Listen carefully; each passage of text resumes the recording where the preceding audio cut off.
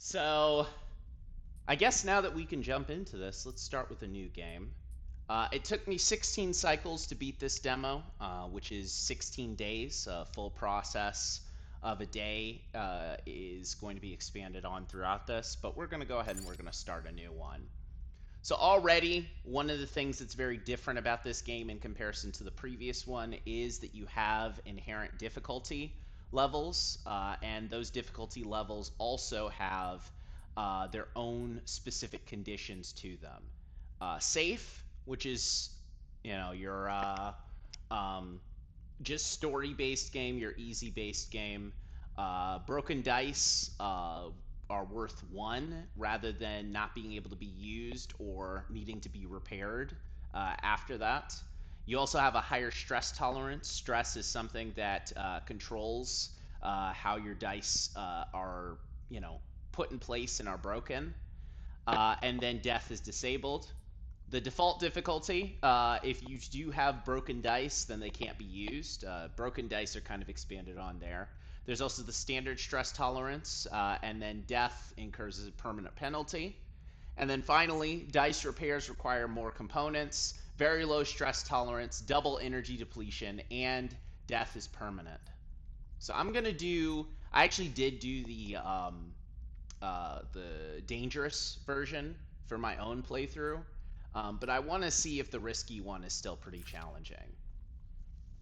Now we get to see our androids, the characters that we get to play as. So each character has their own specific abilities that are connected to what you can do throughout the game. On the left side, you can see that there are specific skills: engineer, interface, endure, intuition, and engage. Any of the ones that are marked red or knocked out are dice rolls that are not going to play as well in your favor. Anything that is played up with multiple pips in it means that's kind of intended to be your speciality. So if you roll a dice, which we'll get into that as we get into it, but if you roll a dice with interface under this one, for an example, then you'll get an additional number on your dice, and it'll make it that much easier to be able to succeed in a roll. So any of the ones that are marked with without a cross over it are things that we will get a advantage, either an advantage in, or will just be zero essentially. And endurance for this one, as for the other ones, there's one skill that is always marked out completely with red, and that is one that you are unable to upgrade by any question, and therefore you're unable to make it something that's a little bit better for you. So you can see, even though engineer is something that's marked out right now, I can spend upgrade points, I assume, in the main game, because I didn't really get that many upgrade points in this demo, to be able to activate it so that it's something that first will be a die that I can use and won't limit me, then can be a die that I can, upgrade to a higher level. So there are three characters. Each has their own. Oh, I almost forgot. The push on the right is you can press in one of the. You can press in. I assume on PC it's a specific thing, but pressing in the analog stick will accrue stress for you to be able to do a specific skill. So on one hand, it's a bit of a limiter in relation to how you'll be able to, how much stress you'll be able to accrue and how much more your dice will take damage over time. But on another hand, it gives you a specific skill to be able to go into. So this one being the default here, and the one that I used in the previous game, the operator is able to re-roll action dice whenever there are actions that need to be taken. This one, the machinist, speciality is engineer. Engage can't be upgraded. Intuition and interface are at 0, and engineer is at 1. And that one allows to focus on a action dice, which means that 2 and focus are upgraded. Focus on a specific task and boost their dice to excel at it. And then finally, the extractor. Intuition is unavailable. Endurance is higher. Interface is not active, but then engineer and engage are active at this time. And you will accrue stress to boost your crew dice if you want to go ahead and do that. So you're kind of more balanced, kind of more basic one here. You're one that can focus a little bit more on engineering tasks and also boost a specific task. And then here is one that can boost your crew dice, which you'll see as you go through, one of the major changes in this game. I'm going to play as the operator, though. And like I said before, this is text-based, so I will be doing a lot of reading. If I don't catch your messages as I go, then just know that is why. So allow me to put on my my narrator voice here. Unknown. A vast and dark interior. In the moment before waking, the dark space before conscious thought, you struggle to find the pieces of yourself. Usually these pieces come with this particular cadence, each appearing sequentially, like the boot process of an old terminal. First your body, artificial, compromised, but relaying sense data all the same. Then its context, the breeze of air filtration, the soft contact of your birth in 0G. Then emotion coming into focus, coming into your body, bringing with it that first instinct, the one that has framed your past 100 cycles, fear. But that familiar sequence does not arrive. Instead, you are unmoored in space, your body distant, your context silent, even your emotions somehow obscured and scattered. Among all that disarray, only one familiar thing arrives: the fear. It is a scrambled, panicked fear. The drowning fear, the falling fear, the fear that makes you reach desperately for any stable point. It is the fear that tells you something is wrong. Something is very wrong with you. Wake up, sleeper. The voice is whispered into your ear, an act that makes you suddenly aware of your head, pulsing in pain, your body rigid with tension. Sleeper, a familiar name, a mind copy, emulated, a body implanted, of one person sleeping until their debt is worked away, their double being made to work, to be consumed, and eventually to be destroyed. A proxy, an emulation, a sleeper. That is what you are. But you escaped. You remember that now. Broke free of your corporate creators, S and ARP, in search of a future. You cannot remember the details of your escape, but you know that the fear has been with you ever since you did. All of a sudden you remember you have eyes, and your eyes flicker open. Pale eyes on a pale face. Lane. Relentless, cruel, and on your trail.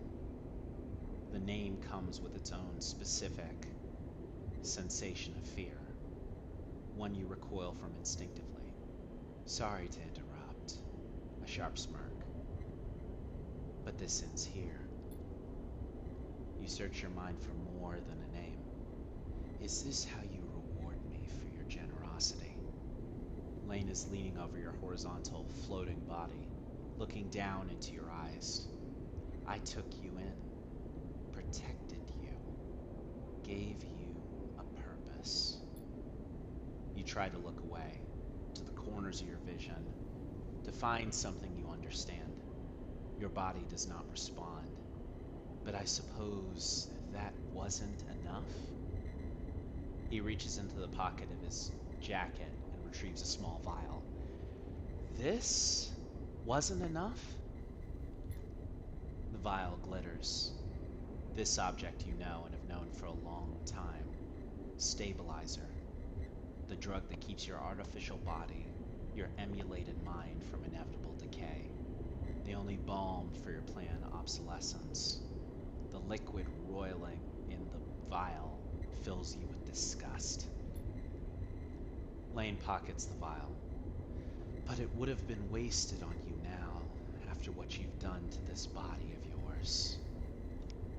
He looks at you with palatable disgust. Lane's eyes scan your body, and as they do, you become aware of the wires and tubes attached to you.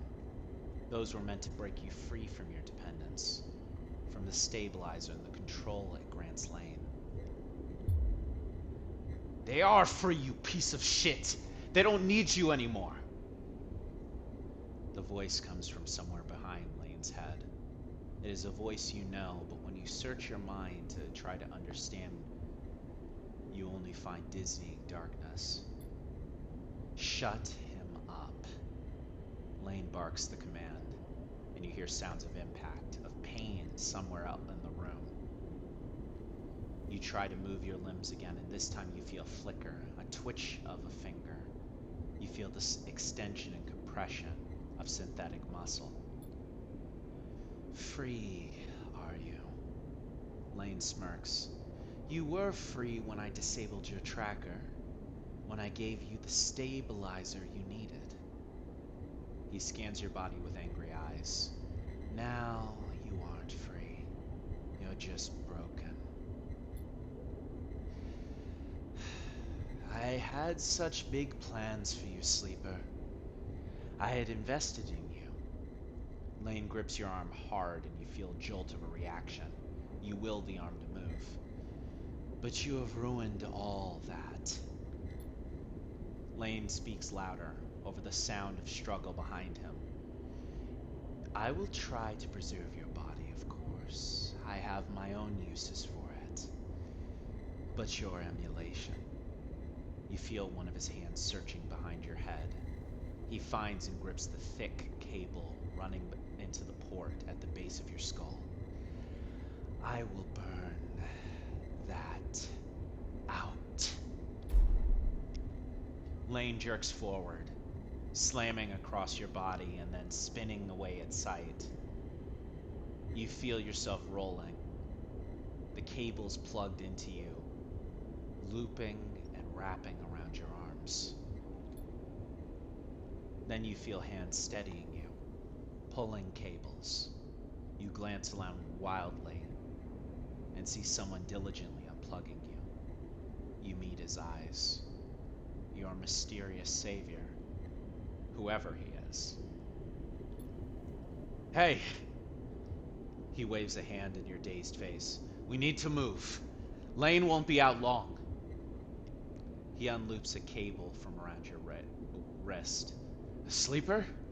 Help me out here. You blink, slowly. Do you know this person?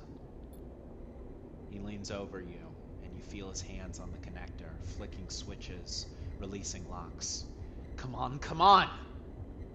He tugs the connector clear and pulls you up. You see the room you're in for the very first time, filled with tech and terminals. Wires waving everywhere, all lit by big windows looking out and an impossibly bright, screen-filled street beyond. In the corner, you see the dark shape of a floating body, surrounded by a glittering constellation of crimson baubles. Is that blood? Move! You are wrestled and shoved towards the door, which slides open in front of you, and then you are out in all that brightness, all that movement, gliding hard towards some unknown destination. You come to a stop in a dark alley. The one who has guided you here pausing to catch his breath.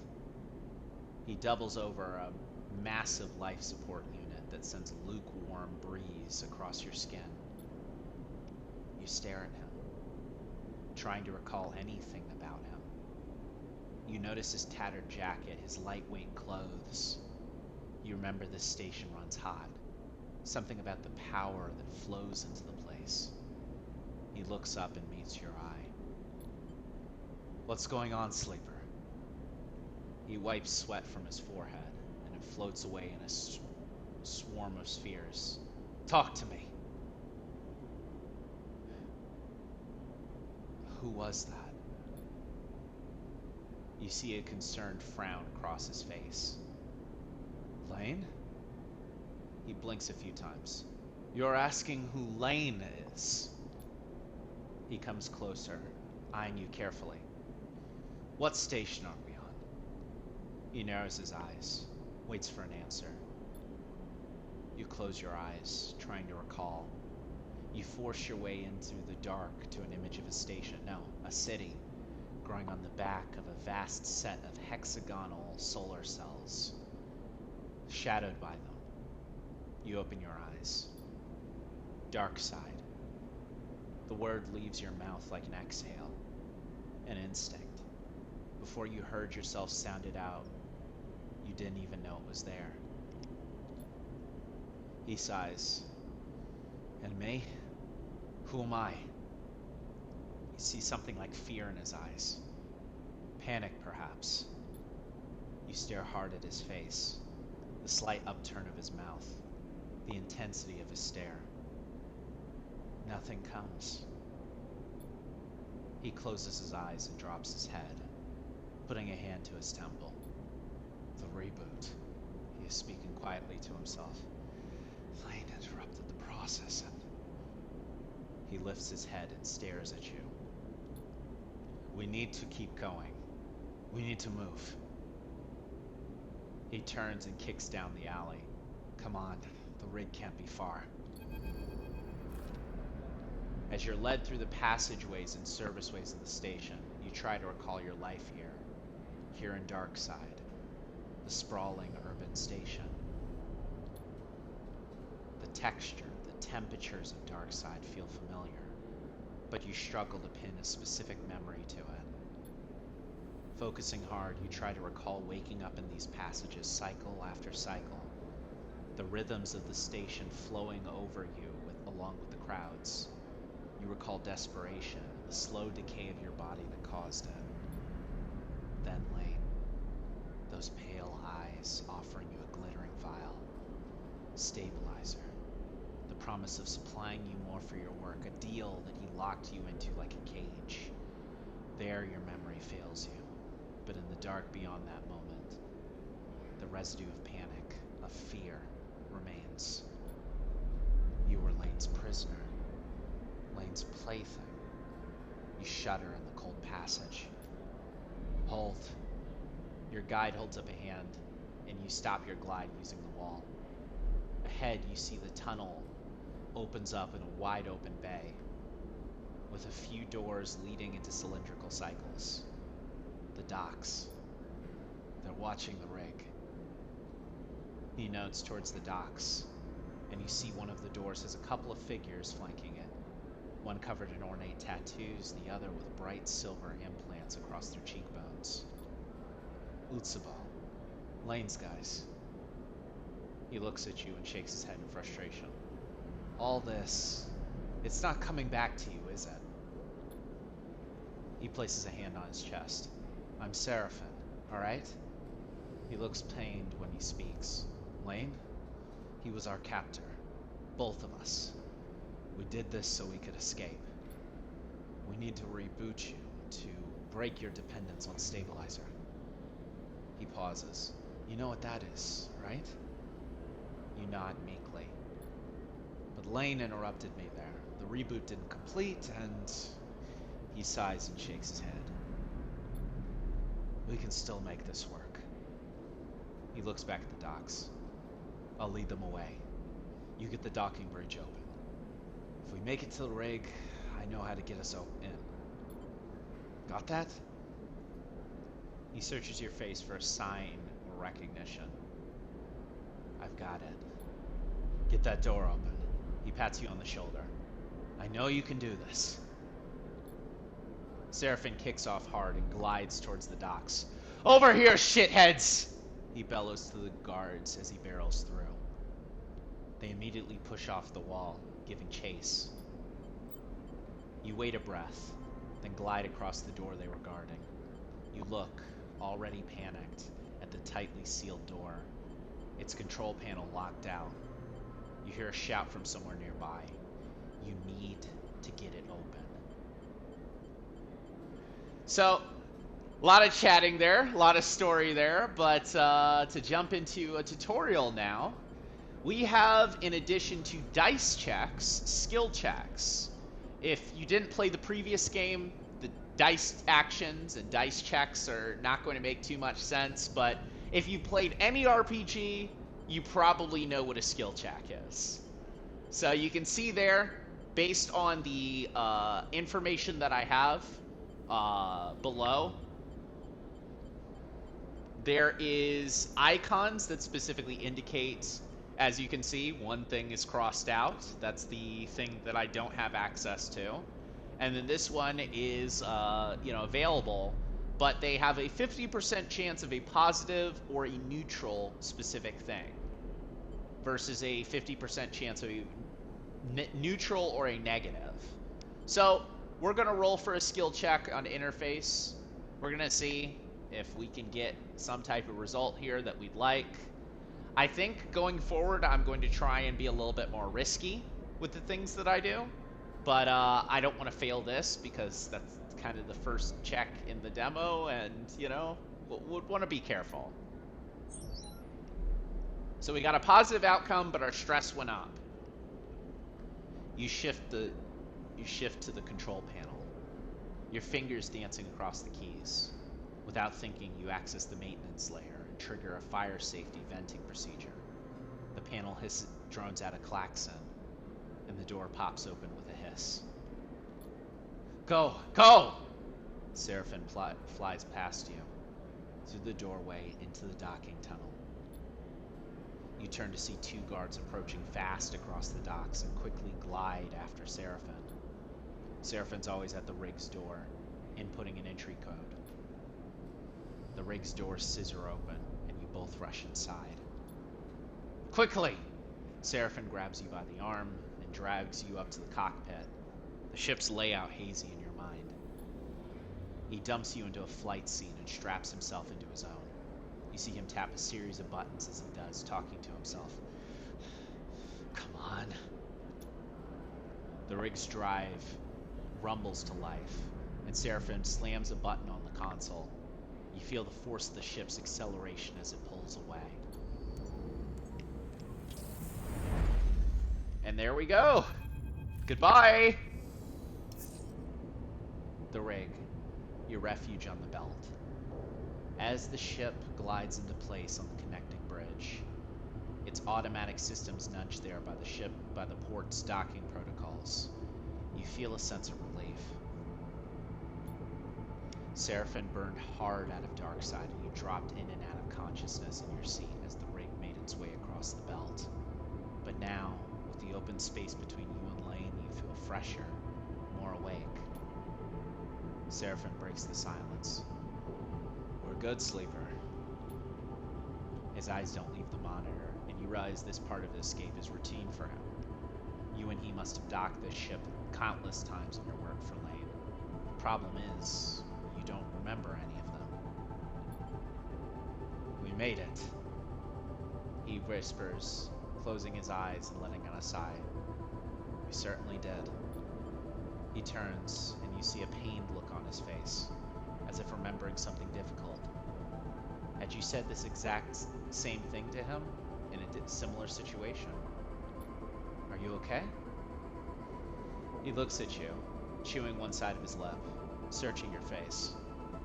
Not really, he puffs.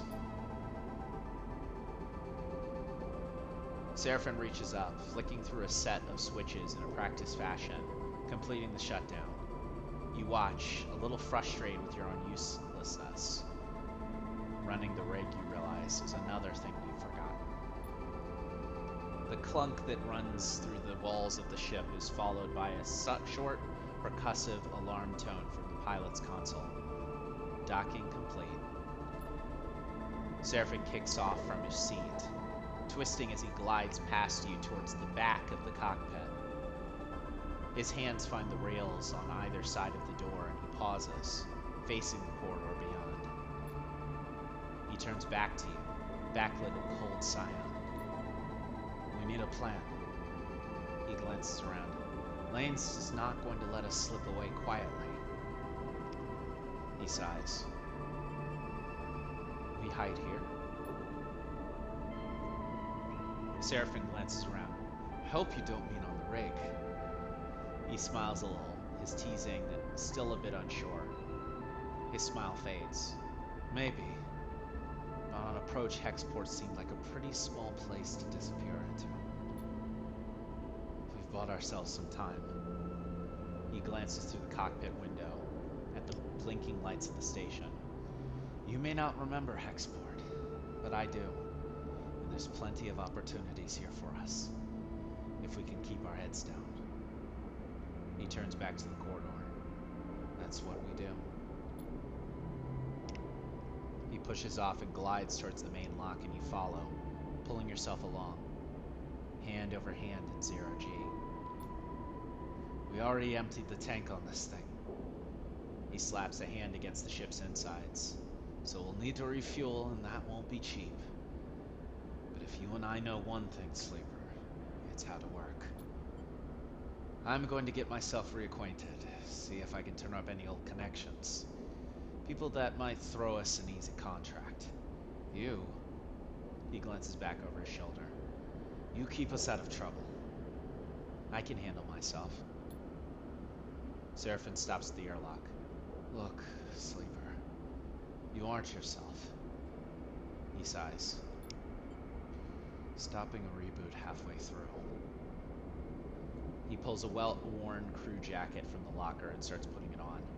We don't know what that did to you. He jams an arm into a sleeve. I don't want you passing out and... He stops. It'll take both of us. Seraphin sighs. I hate it when you're right. He grabs another crew jacket and thrusts it at you. Just put the damn hood up, will you? You take it and slip it on. Thank you. Seraphin nods. He stabs at the button to open the lock. The inner door hisses open, and Seraphin glides through. Wait for a bit, then leave. Anyone looking for us will look for two people traveling together. He looks at you in your worn crew jacket, limited disguise for what is clearly a sleeper. We meet back here. Any trouble? Same thing. Meet here. He takes another look at your disguise and shakes his head. This is a shitty idea. He gives you one last look. Maybe find yourself something to eat. Suddenly you realize Seraphin's instinct to look after you. A flash of a relationship now lost to the reboot. Catch. Seraphin throws a handful of something towards you.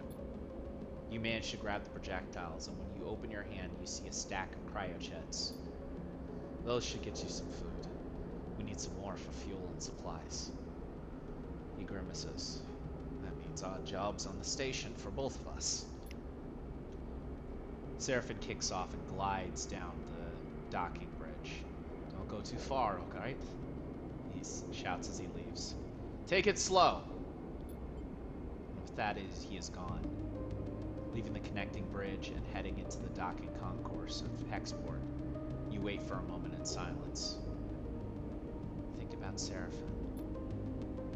It's hard to know what's going on inside Seraphin's head. Here he is on some hapless escape plan, with a friend he can't remember a thing about him. You try to imagine how close you both must have been for him to agree to this thing, but it's painful to think about. That's all gone now anyway. All you can do is move on. You shake the thoughts from your head and pull the jacket tight. Let's see what Hexport has to offer. You kick off and glide into port.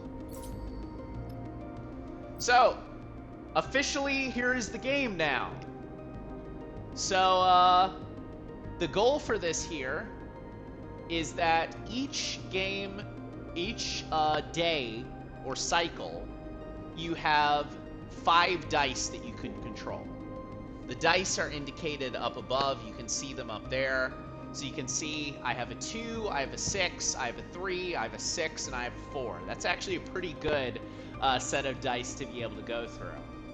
But those control all of my actions that I complete. And those, of course, as you may expect, have their own positive, negative, and neutral results, depending on what I'm able to do. I'll be able to walk through that a little bit more. So once I've depleted those dice, I can't complete any other actions. The only thing that I could probably do is spend money, which you can see at the very bottom. I have money and I have fuel targeted down there. So 2 out of 5 fuel crates, and then, or sorry, those are supply crates. And then 43 cryochits, which I can slot in to be able to do whatever I'd like. So right now, you start off pretty bare. There's not a lot that you can actually do to start off this demo. You just have the 2 locations.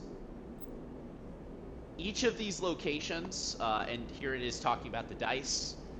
So the higher the dice you assign, the more likely you're able to succeed. But the dice are also managed by your skill. That's what we were talking about before, when if you have a specific skill that you can accomplish, and it isn't marked out or anything, then depending on, you will either have 0 numbers added to your dice or an additional item added to your dice, at least here in this demo. I'm sure that once you get upgrades and can level up, you can do a little bit more that's in there.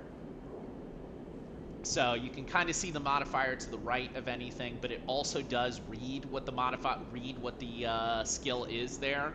So, you know, you can look at your character and see, oh, interface, I can use this, I can do this, so I'll go ahead and I'll slot that in then.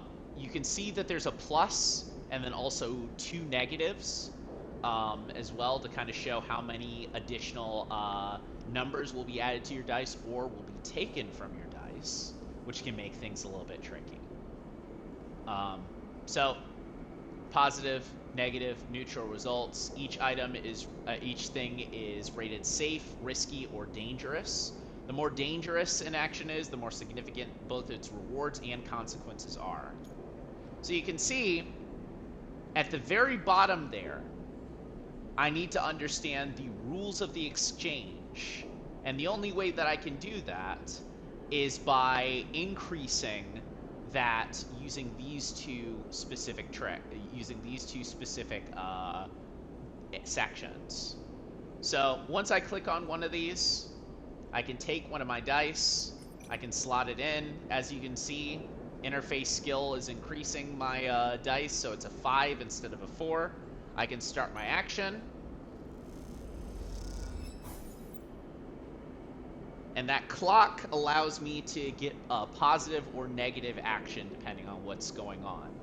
So the fun thing about this is that your risky options or your safe options will generally progress the clock to a much slower degree than the dangerous options. So as you can see here, 25, 50, 25. If I get a 25 positive, then that means that I will increase it by 2. If I get a neutral, it'll be 1. If I get a negative, then there's a penalty that's attached to it. So let's just see what I end up getting here. I got a negative, I think, or a neutral, which also takes away some of my energy. We'll talk about energy a little bit later. But the good news is that as I progress these clocks a little bit, more things start to open up. So I've accessed the trade hall now, which allows me to buy fuel, fill up my fuel completely, buy supplies, or fill up my supplies completely.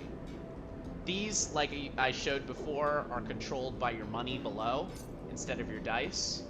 So all I need to do is just make a purchase, and I will be able to kind of get a little something extra there. You will need supplies and fuel for the contracts that are in this game, a new system that's included. So we'll come back to that after we take a look at the docks here. So once again, very similarly, contacts to be made here.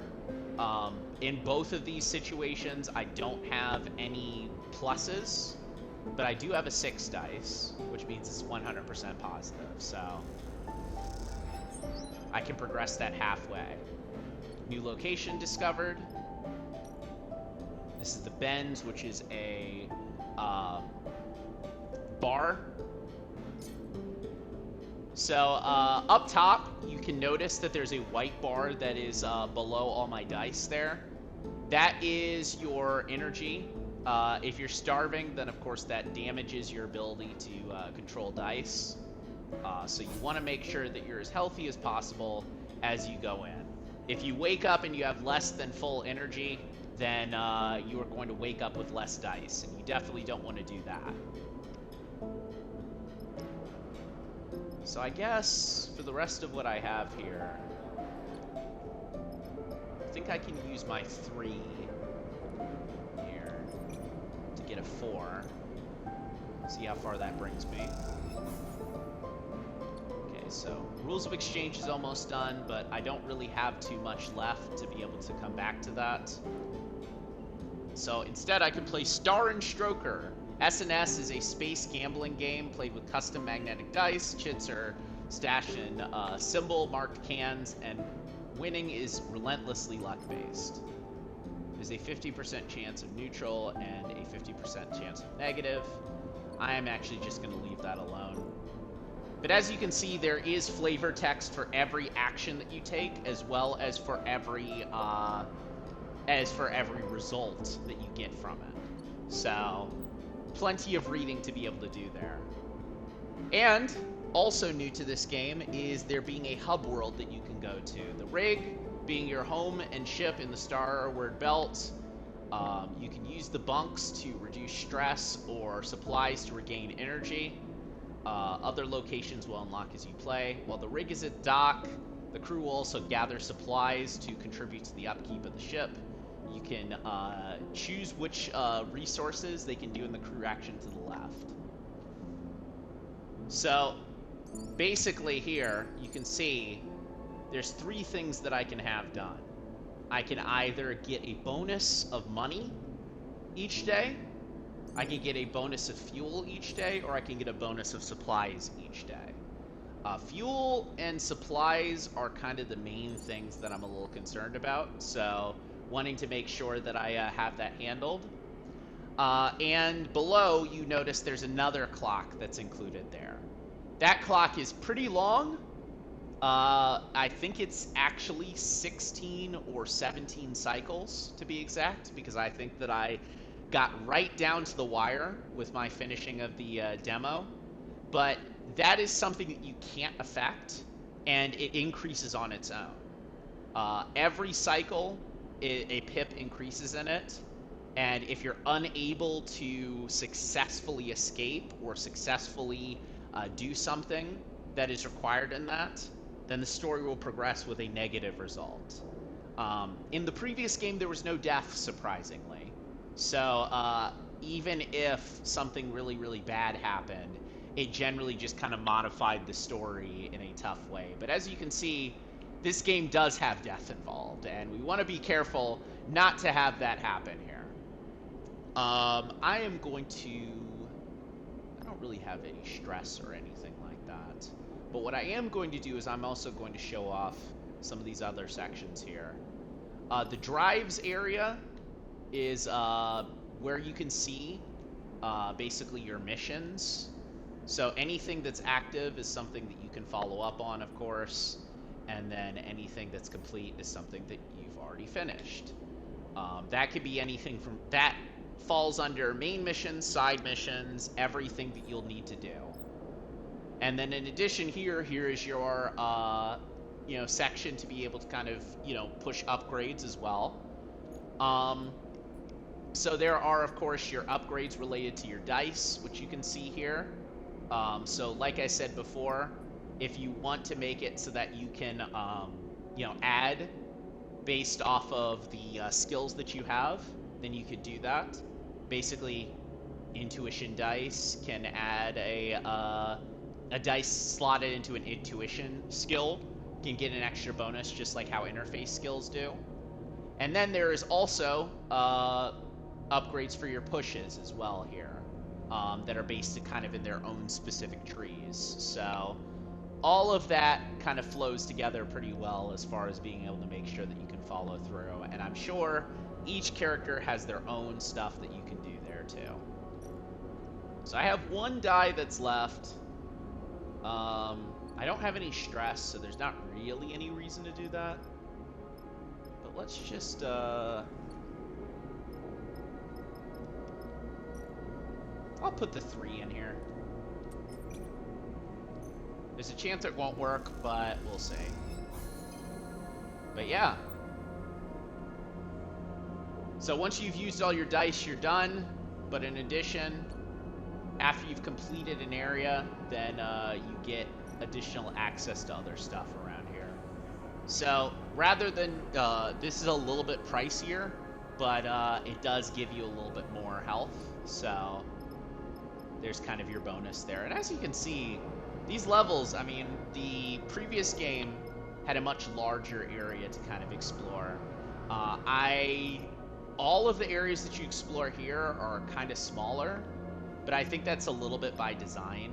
You know, it's one of those kind of situations where it's like, well, you know, there's more places to go, so it kind of changes what you'd be doing.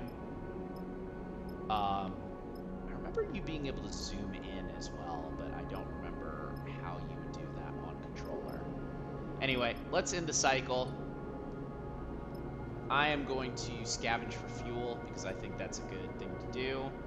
And then we are going to end this cycle and follow up again with Seraphin on the next day. We're in trouble, sleeper. Seraphin leans into the berths as you are getting out of your bunk. Without further explanation, he disappears into the corridor and towards the rear of the ship. You drift into the passage, pulling on your clothes, and glide down the length of the ship, the cool air making you shiver. Seraphin is a silhouette, silently leading the way. He stops at the far end, diverting through a side door, shooting you a glance as he does. You find Seraphin inside, holding one of the tangle of arm-thick tubes that are waving in the zero-G engine room. Do you know what these are? Fuel pipes? He shrugs. Close enough. These are the engine's feed lines. He waves one in the air. And before you ask, no, they aren't supposed to be waggling loose. What happened? These must have broken loose when we pushed the ship hard on our way out of Darkside. He looks around at the mess. We're lucky the reserve tank is empty, otherwise. He shakes his head. It would have been bad. But he pushes the pipe to the side. No feed from the reserve tank means the rig's range is only limited to the local region only. He thumps a large lump in housing of the engine. This thing can't take us anywhere far. So, we fix it? Seraphin sighs. That's the short of it. Seraphin whacks the engine housing again, harder this time. Just has not been our run of luck. He turns and starts gathering the tangled feed lines, his frustration evident in the violence of his movements. We will need a new set of these, that's for sure. He starts forcing them into a crate. So how about you try and track them down?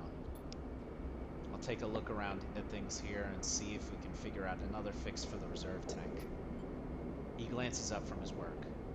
From what I heard on Hexport, Factory Row is to find shop fitters. Maybe you can do some recon while I sort the place out? It's on the other end of the station. Okay, I'll take a look. Seraphin keeps working. Wait. Seraphin pauses, seemingly unsure. There's something else. He drops the feed lines and they float, waving in the air like tubular seaweed. I've heard Lane is on the hunt. He frowns.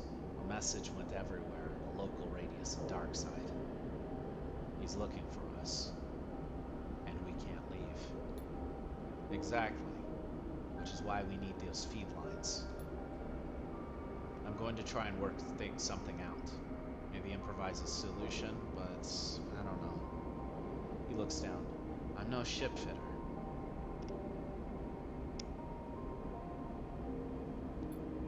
But while I do, you go hunting.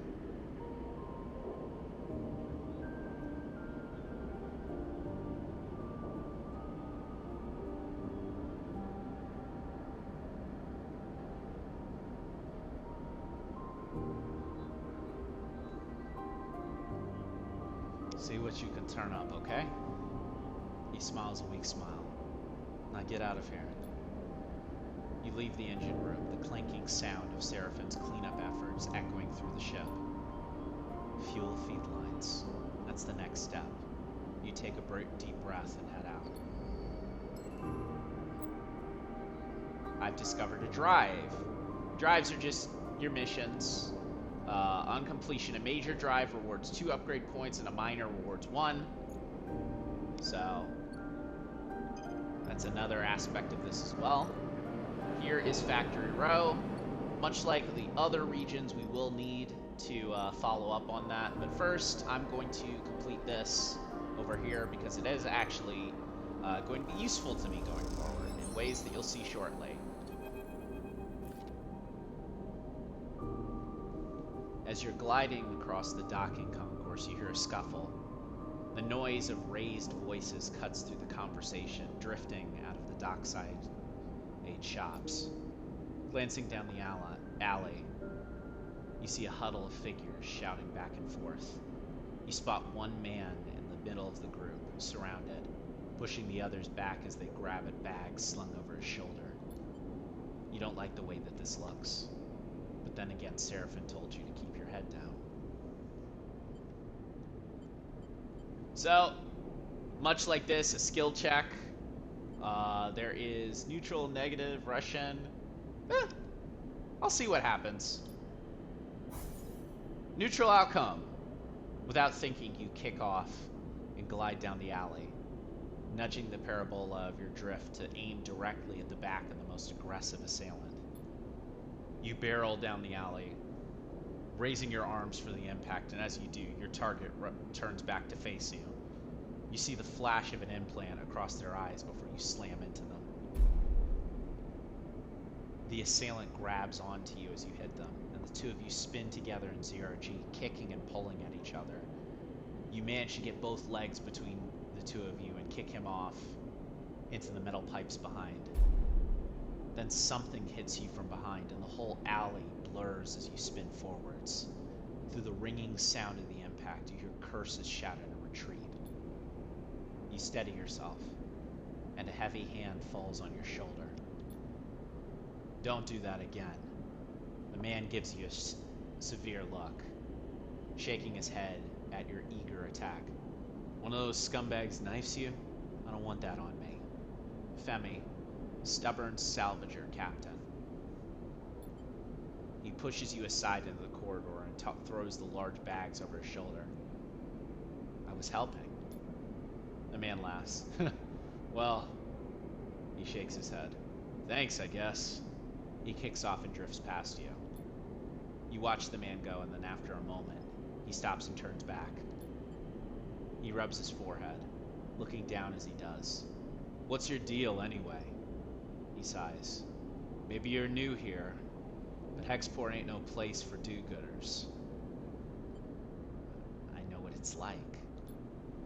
To get beat up? The man shakes his head. Hexport's got it real rough. Look, let's not hang around, alright? The man pats his chest. I'm Femi. He unshoulders one of the bags and pushes it to you. Make yourself useful. Let's head. You get the strap of the bag over your shoulder and follow him through the docks, gliding past the concourse towards the connecting bridges. He cuts down a side passage, looking back at the check you're following. Then he stops at the docking bridge, connecting to the dull green ship of yellow markings. You look out at the viewing window of its odd catamaran-like shape, seemingly built between from two separate holes welded together. Symbol crash, he says, and you assume that's the ship's name. Femi, you bring in strays? Young woman, brightly dressed and stretching as she glides, drifts into the passage. She glances at you. No offense. Nia. Headstrong and spirited salvager. Nia. Femi shakes his head. This one, he squeezes your shoulder. Help me fend off some Hexport scum while you're busy sunning yourself. Nia raises an eyebrow. I'm sure you could handle them, big brother. Her glib response hides a flash of concern as she passes across her face. You can't tell if Femi noticed. Nia turns to you. Thanks. She smiles sweetly. I'm sorry for my brother. She shoots him a glance. Just in general. Nia. Femi murmurs. Enough now. He reaches over and takes the bag you were carrying. Naya, sorry, I've been saying Nia, I don't know why, rolls her eyes at you, but stays silent. Factory Row wouldn't take these. Femi hefts the bags. I'm gonna load them up. Maybe we'll find a use for them. He turns back to you. Thanks for the assist, Sleeper. He nods firmly. Not what I expected. He slaps the button for the bridge door and kicks off towards the docking bridge on his way to the symbol crash. Naya looks at you with raised eyebrows. I hope my brother was joking. Did you really help him? It was nothing. Humble and a hero. She laughs. Thank you. She looks back at the ship. My brother needs more help more than he admits. What do you mean? She tenses. I don't know if... She smiles a tight smile. I shouldn't have said anything. She pauses, thinking. I want to ask you something. She takes a deep breath and gives you a direct look. What is she building up to? Are you looking for a crew? She looks away. Sorry to be direct, but you seem like, well, if you're on Hexport, maybe you're with a crew. She stops herself. I mean, maybe your crew needs a crew. Maybe you're looking. Why do you ask? Naya looks back at the ship, then at you. Look, I'll be honest, being on a crew with my brother is nice, but he is suffocating me. She frowns at her own bluntness. I'm not a kid anymore, you know? But he still sees me like one. She shrugs. I want to show him I can handle myself. I need experience. I need to run some contracts. She gives you a determined look. What do you say? I'm not sure. I'm a good salvager, all right? You can use me. She smiles. I can spot things, find gaps, ways in. She folds her arms around her chest. I know what I'm doing. Femi taught me well. She glances back at the ship. Just consider it, all right? Let me prove myself. Suddenly, a shout comes from the ship, echoing down the passage. Femi. He seems to make both of you nervous. Naya looks back in his direction. I should go. She pushes off towards the docking bridge. I'll be waiting. Naya gives you one last glance as she departs, then disappears into the docking bridge, leaving you alone in the passage. New local crew available. So, that's not something that is going to come into play super soon, but it is something that we are going to need to do a little bit later. So, something to keep in mind for your own playthrough. Talk to everyone, max out every location, do as much as you can there, and you might just have as many options on things to do as I do. So another thing to indicate here is that any item that has money attached to it, you can notice in the top left corner, that's a way to be able to get yourself a little bit of extra funds. So I'm thinking maybe for some of these I can play some Star and Stoker. Star and Stoker, my bad. Stroker. Or, oh wait, no. Definitely don't want to do that one. But again, this is kind of your way of indicating to yourself, oh, okay, maybe it'd be better to, you know, do a certain thing more often, or maybe it'd be better to, you know, play a different skill set instead, or specifically to upgrade stuff if you feel the inclination.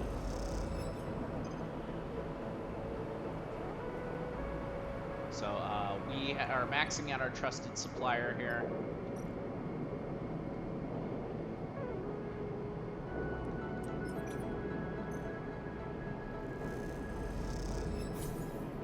Another thing that we can do is input some raw scrap once we have it.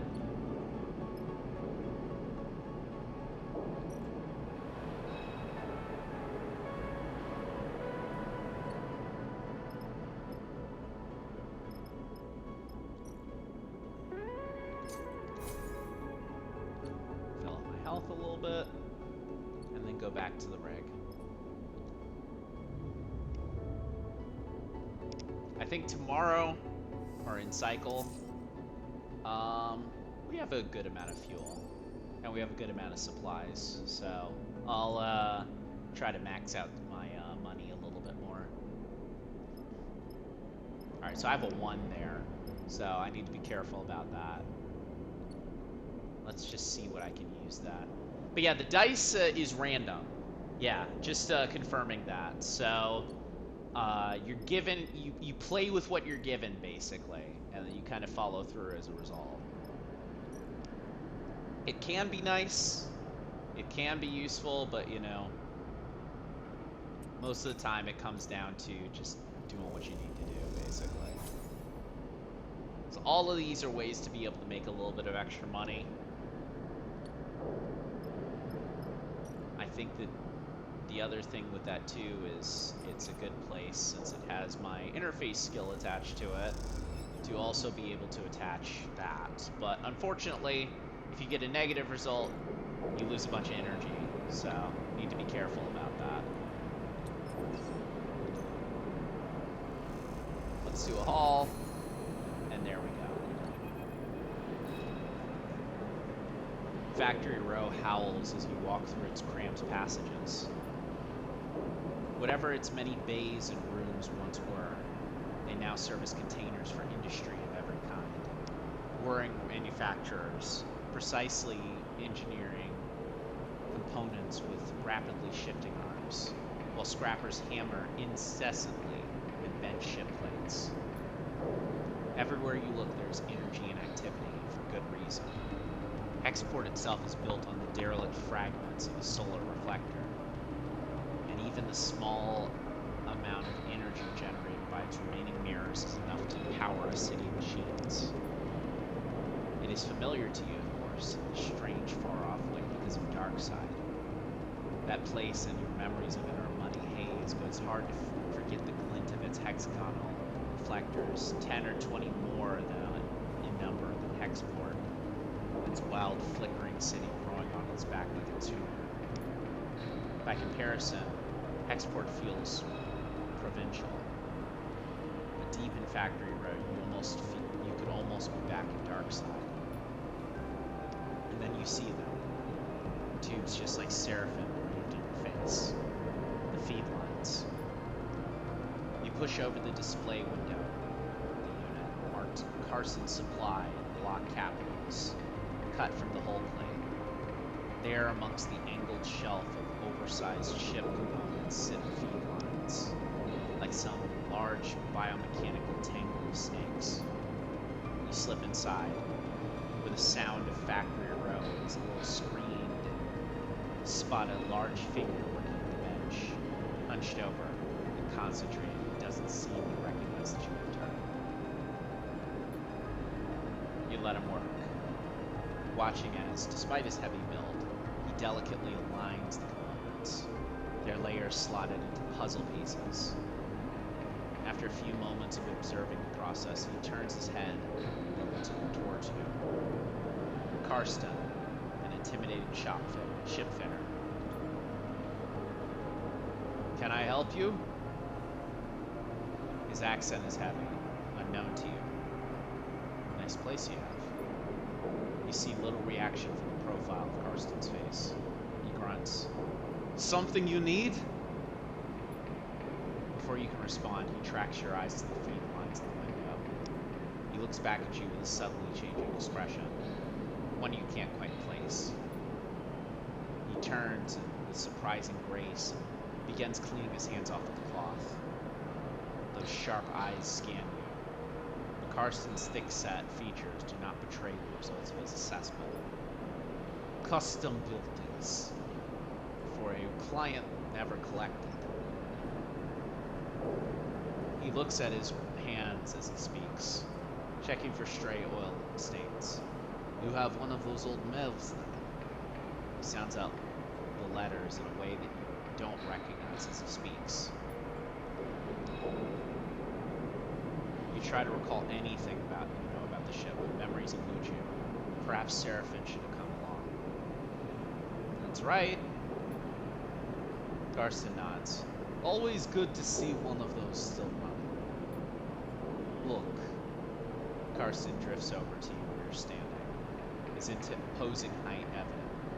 For a fellow enthusiast for it like you, he continues in a distinctive monotone.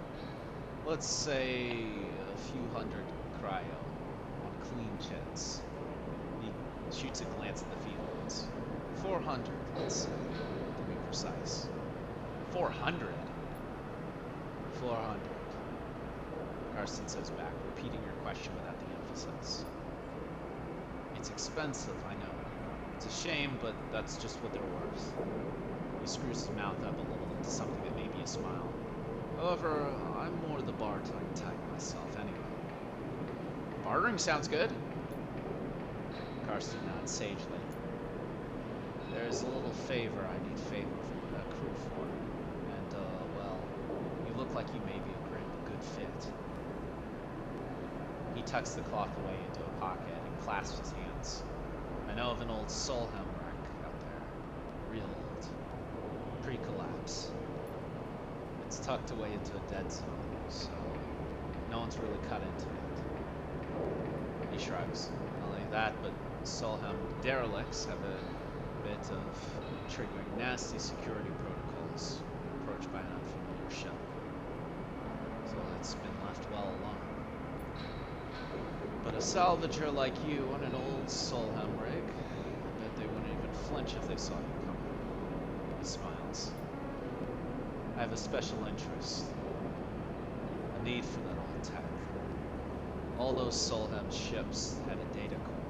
While I don't care about the accounting reports of material ledgers or whatever they kept on the damn thing, I do care about the hardware. So if I was able to find you there, with that data core and your cargo hold clean cut and complete, well then I could see my way to doing a straight barter for those feedlots. Karsten pauses, sniffs at the air again. You just need the coordinates. Simple as that. Simple as that. He repeats in his monotone way. Sorry, I'm not doing a monotone voice for him. I can't do a monotone Russian accent. So, you interested? He glances back at his workbench. Because I'm a busy man. I'll do it. Alright then. He holds out a heavy hand for you to shake. And as you automatically reach out, he grabs your forearm instead. He pulls you closer, squeezing your arm. Let's keep this one between us, alright? He half smiles, his face huge and close. What's our deal? Before you can respond, he thumbs a little drive into your palm, those coordinates. And then he lets go of your arm with what you swear is a wink. Take a moment to gather yourself, and by the time you do it, a whirring fills the air. Karsten, He's returned to his workbench. You turn and glide out of Karsten's supply with a growing mix of anxiety and excitement in the pit of your stomach, and the cacophony of factory grow in your ears. Contract. Seraphin maybe even be impressed. Look at the drive in your palm and smile. This could be the route out. You think of leaving this place behind in possession of an improved ship, too. Suddenly, a small but firm hand falls on your back, an equally small voice coming with it. Hey, wait up! You turn in the passage to see a young woman, her hair waving in the mid-glide she clearly came out of just to catch you. She steadies herself using your shoulder. Sorry. She smiles a quick and flat smile. Wanted to catch you. Junie. Secretive data extractor. I'm Junie. Her dark eyes flick around nervously. You notice a portable terminal she carries, something data scrapers call a DAC, and her backpack full of components and trailing wires. Do I know you? She pauses, confused by the question. No. She pauses again. Karsten, she says, still catching her breath. He sent me to grab you. She smiles that flat smile again. Wants me to come with you on that job. Her eyes shoot down the drive and palming her hand. She smiles again. Why didn't he tell me? She glances back at towards Karsten's. I guess he forgot? He does that sometimes. She looks sheepishly at you. He just grabbed me after you two were done talking, so... Karsten's always sending me on and things like this. I guess he wants me to help out. Keep an eye on things. She pauses. I could be pretty helpful. So... She looks around the passage. Should I meet you on your ship and you can tell me when you're ready to go? I'm not so sure. She looks nervous. Sure, I mean, you aren't sure when you're leaving? I'm not sure you're coming. She pauses, thinking. I mean, Karsten said I need to go. She glances back in the ship's direction. And he does get pretty mad when people don't do what he asks. She shrugs. Let's see. Okay. She glances around. Karsten doesn't like waiting, but it's up to you. Junie pushes off and waves. Looking forward to working with you, she calls back as an afterthought. What about the ship? Oh, I'll find it. She calls back and disappears down the passage. You watch her go, glad of the contract but nervous too. Will Karsten keep up his side of the bargain if you deliver? I don't know about this sleeper. Seraphin looks nervously out the rig's windows as he finishes explaining Karsten's deal, as well as Junie's offer of help. If this job was easy, Karsten would have done it himself. That means there's a catch. He frowns at the stars. And there's definitely something going on with this Junie girl. He shakes his head. I think it's a lucky break. Seraphin gives you a look. No such thing. He sighs. This is the belt. That means someone's getting dicked over in all this. We just have to make sure it isn't us. What if... Seraphin narrows his eyes. We could get the cryo together to buy the feed lines. Why? Karsten wants barter. You're right. I can't shake the feeling that we're wandering in blind. Plus, Seraphin gives you a sly look. I did manage to turn something up in my station wandering. I found a contract board on the exchange. Further in station. He gestures towards Hexport. We take on a job that may get us most of the way towards buying those feed lines. Plus, even if we wanted to take Karsten's job, a little bit of money to prepare ourselves would be a good idea. Fill up on fuel, supplies, be ready for whatever comes. Do we have time? Probably not, but without cryo for fuel or supplies, we aren't going anywhere. Seraphin sighs. Just look at the contract board. See what you think. While you're at it, you may want to see if you can scare up some freelance crew too. Seraphin shrugs. Many hands make light work and all that. Or we can stop messing around. We take Carson's job right now and get it done before you can think twice. Seraphin yawns. Seems like a whole set of bad options to me. Either way, I've still got work to do on the drive. Seraphin nods a farewell, heading back into the engine room. Let me know when you decide. For a moment you pause, letting the haze of plans and ideas settle in your mind. Suddenly you curl up, pain shooting along your spine. You grit your teeth, your muscles locked in tight. Your vision narrows while you squeeze your eyes shut. You feel a shift, as though some connection is broken. It's almost impossible to describe, like you're floating away from your body, dispersing, dissolving. There's nothing familiar in the pain, nothing to hold on to. You grit your teeth.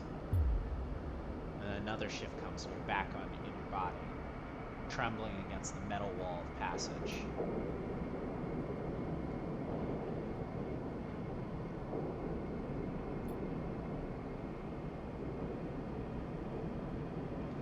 There's a strange sensation of distance that persists beyond the pain.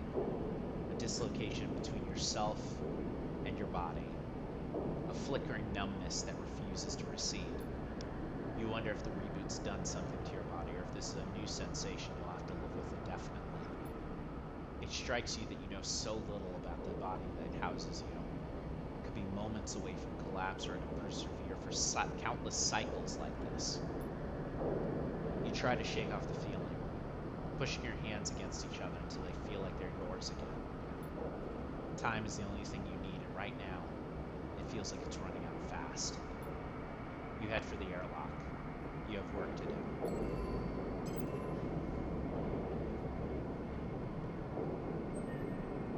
So before I do that, or actually, while I do that, so this is a brand new thing in this game, contracts. The previous game had a lot of missions and items and things that you could do, but it didn't really have a lot of traveling or kind of high-risk things like these are. In essence, first of all, you need fuel to travel to the contract. You also need to have supplies while you're on the contract. And then you also need to have a crew to be able to take with you. This demo is kind of short in relation to what it can actually bring for you. So right now we have one job that we can take on. And now we have two jobs that we can take on. So that's where the warehouses would have come into play, making sure that I was able to do that, as you can't have Junie on your side for the optional mission, but you can have our new friend that we met here, Naya, on the mission. So before I do that, I think I'm going to get a little bit more in the way of supplies. See if that's something that I can do while I'm here. So as you can see here, there are two specific ways to be able to complete this.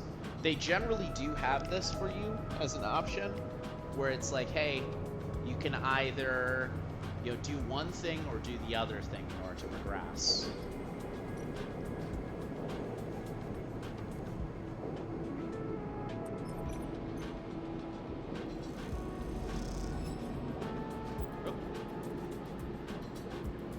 Gain 1 stress per cycle and any energy loss occurs per stress.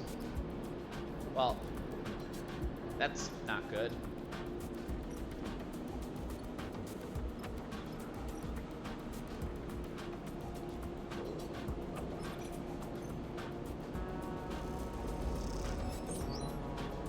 At least I got a little bit of money there.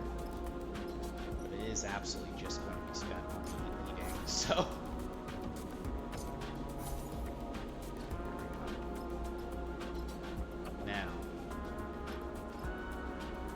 Let's head out.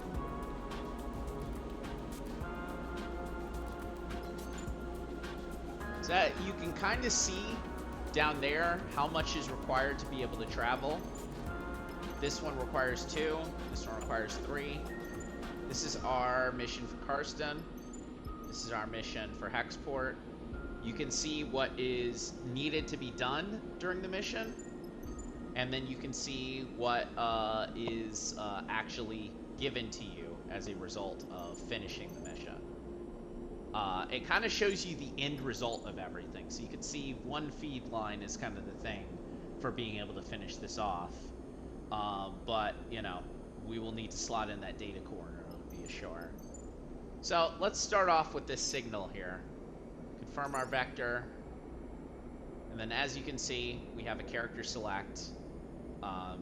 Seraphin is the one character that is available on each of these. So we can't remove him, at least in this demo. And then we can't use Junie for this, so we will have to use Naya. You can notice up there that each character has their own individual stress levels, though we can't really see Seraphin's there because of the light, unfortunately. If we've removed him, he's locked, we can do that. But yeah, we can see the skills that they have, which will be a little bit more available to us as we go, or we actually go on the mission and are able to see it. So let's go ahead and let's travel.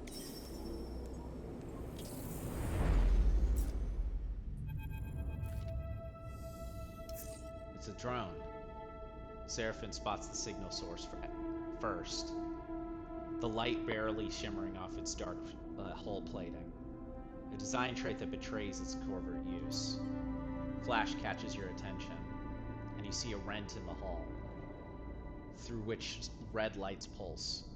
Wounded. Seraphin shakes his head. Wish they'd finished the job. You've seen one before? Seraphin looks back over his shoulder towards you. We've seen one before. Don't you? He sighs. Sorry, I know this isn't your fault.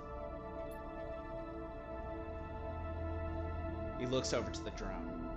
Lane had us work on one in Darkside Bay, though it was barely a shell. Disarmed and deactivated. He had us searching through its guts for salvage. Even that one gave me the creeps, and it had its core ripped out. He pushes the ship closer. This one is still alive. Conway. Naya kisses her teeth. Corporate scum. You glance over to her and see the fire in her bright eyes. They even dare come here and force us out ourselves. It's all proxies and drones. She shakes her head. Typical core-bred cowards. Run into them before? She glances at you. You might say that. She glances out towards the drone. You wouldn't see me taking my eyes off that thing for a second. Seraphin carefully guides the ship closer. You watch the drone. The system is making these things now. Running missions for their operators. Rare to see one out in the belt, though. Maybe it got hit during one of the run-in with a Senate stat marks.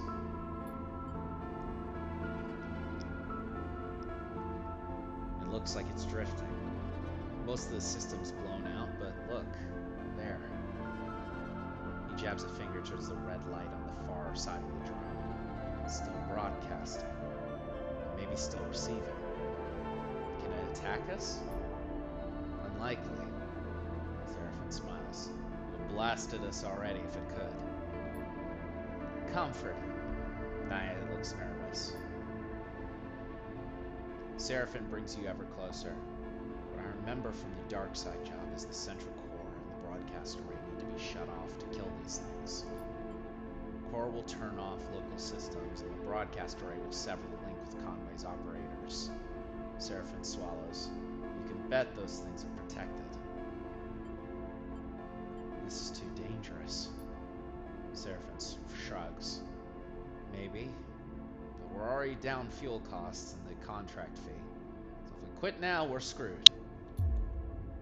Your attention is suddenly drawn to a shutter by the drone.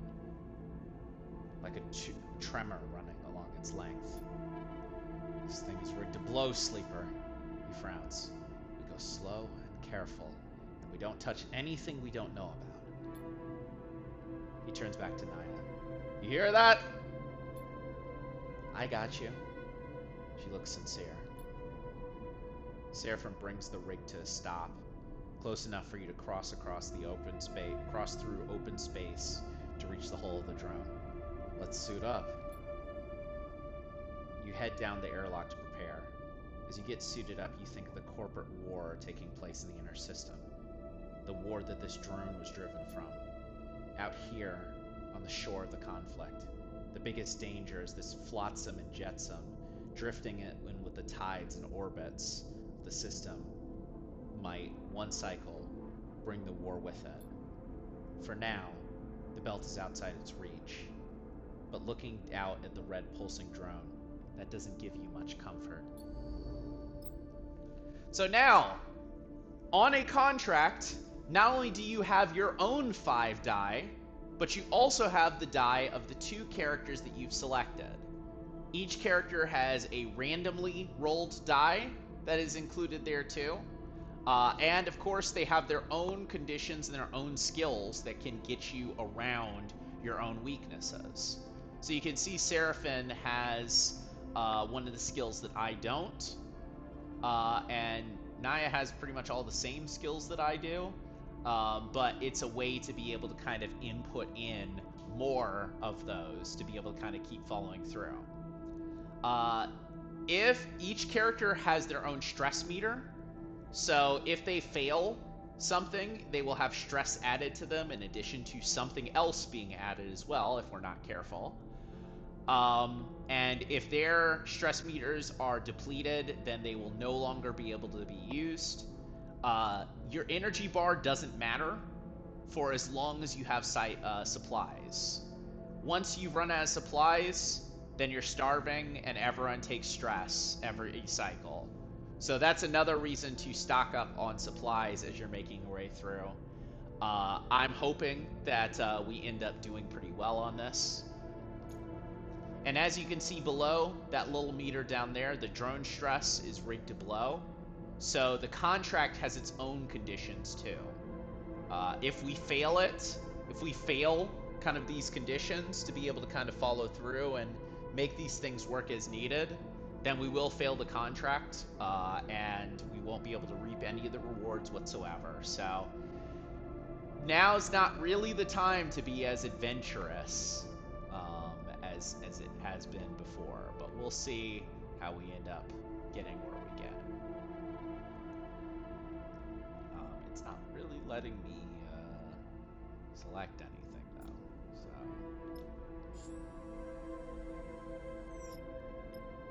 Okay, there we go.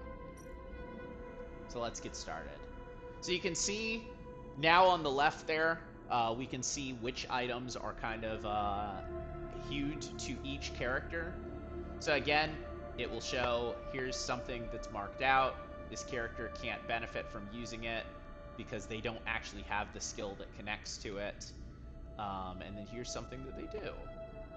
So I'll start.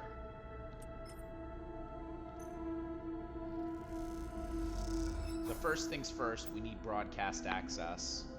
As my stress increases, you have a higher action of taking damage on your die every time you roll them.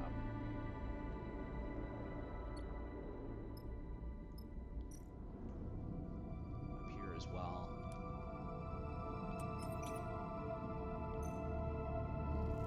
So yeah, the risky option is not... Oh! I failed that, so there is a little bit of additional stress on the actual contract itself. Need to be very, very careful with this one.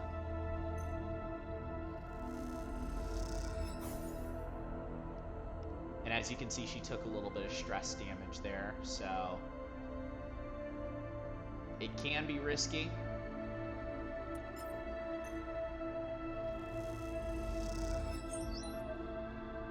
Can't stop us, Sleeper. They also have their own quotes that they say as well, which is pretty nice. I won't be reading those out each time, though.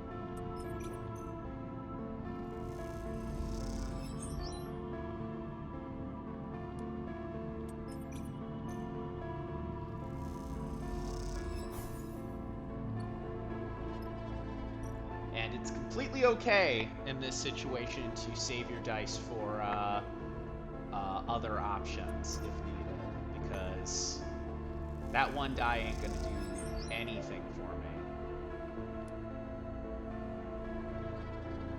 So this is kind of the more careful side of things here.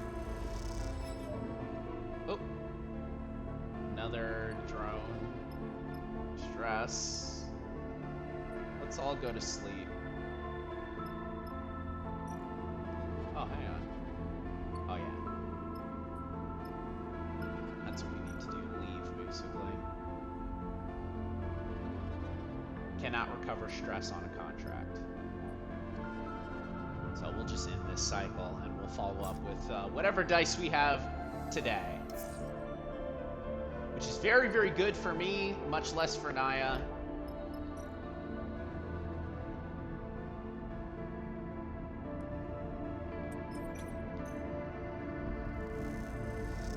Let's focus on gaining access here. The side note of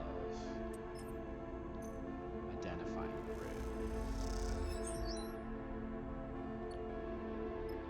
Actually, I'll plug him in here too.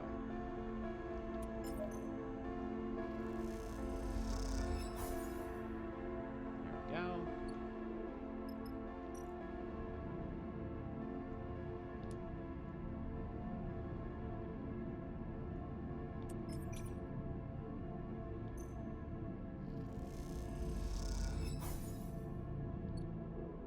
Despite the larger amount of stress than I was initially seeing for myself there, we're actually doing quite well. Oh, just one more. Pushing accrues 1 stress, but will give you an advantage based on your chosen class. Oh, whoops. I don't think I did that right.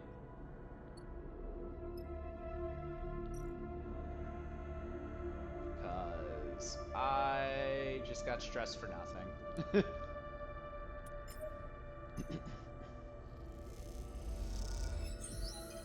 Well, broadcast access. You hear the beeping immediately. Among the chambers and cabling of the drone's interior, something has started counting down. Guys? Naya's voice comes hissing through the suit's comm channel. Does anyone else hear that? Because I'm getting nervous. Shit. Seraphine's voice joins her. This is what I was worried about. Are we screwed? I can't be sure. Seraphine's dropped his voice to whisper, as if it would make a difference. Either this thing is about to send a distress signal, or it's about to blow. We've got to shut this system down fast. He pauses. Let me move to the other side, because I bet you there's a surprise waiting for us over there, too. We good? Naya sounds tense. Am I heading back to the ship, or what? Seraphine cuts in. We're good. We keep going. He cuts off the channel. You take a moment in the silence. Alright. Time to deal with this fast and get over to the other side before anything happens. So now, we have a 3-cycle clock to be able to take this down. If we're unable to bring it down, then something might happen. But the good news is that we just need to do 3 actions to be able to complete this. So overall, and very similarly, once we complete this side, it's going to do the same thing. So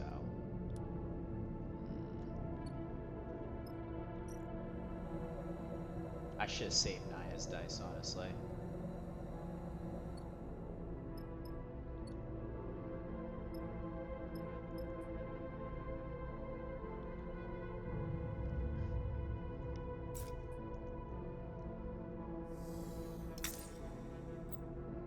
Taken damage to my dice because of stress. When your dice are rolled at the start, your stress dictates whether you take damage or not. Higher stress means a higher chance of damage. The white markers above stress bar says what numbers will damage you. Each dice has 3 health. When it's depleted, the dice will break and must be repaired to be used normally. So, with those damaged, things are not great. But the good news is that there's a higher than expected chance of me being able to pull this off. This is gonna be a 4, but yeah, there we go. Done before the 3 cycles. So, if we have nothing to worry about, we can just follow through on this one. And like they said, very similarly, we are gonna have to potentially worry about the same thing. I'm gonna go for danger for him, because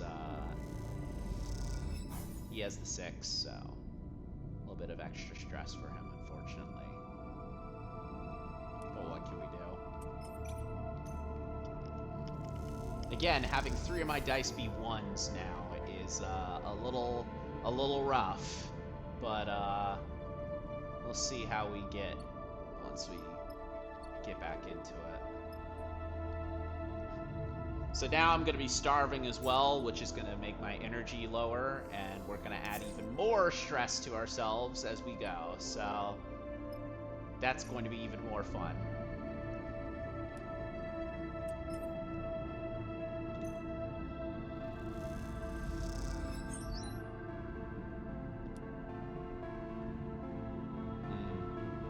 I don't love the chances of being able to pull that off there. The good news is this is a 5, so let's continue on. So much like the other one, we're left with another situation where the drone is needing to be pulled off. So there is a countermeasure. We will have to disable this drone. But then there's also kind of the trouble of being able to do all this in a specific amount of time while also not killing ourselves in the process. I got more stress.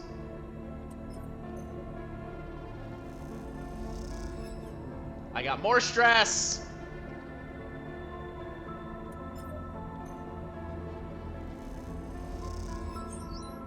Okay.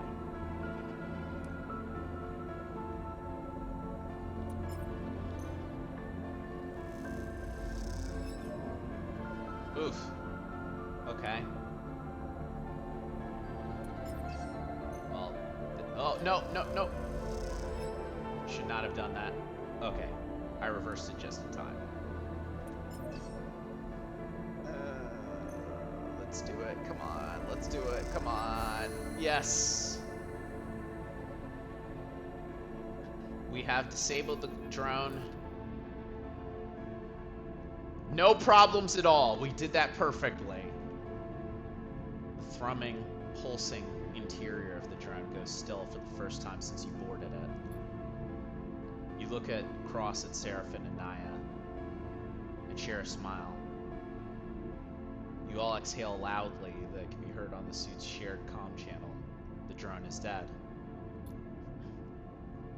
One last piece of Conway shit to worry about. Naya grins. We killed it. Don't get too excited, Seraphin cuts in. It was looking pretty rough when we got here. You make your way back out to the hall, the drone now faintly rolling into one direction. Its stabilizer's offline. Naya catches up with you as you glide towards the rig. We make a pretty good crew, Sleeper. What will your brother think? Naya tuts. Don't go ruining it by bringing him up into this. She grins. Maybe he'll never find out. You reach the rig's airlock and take one last look at the dark hull of the drone.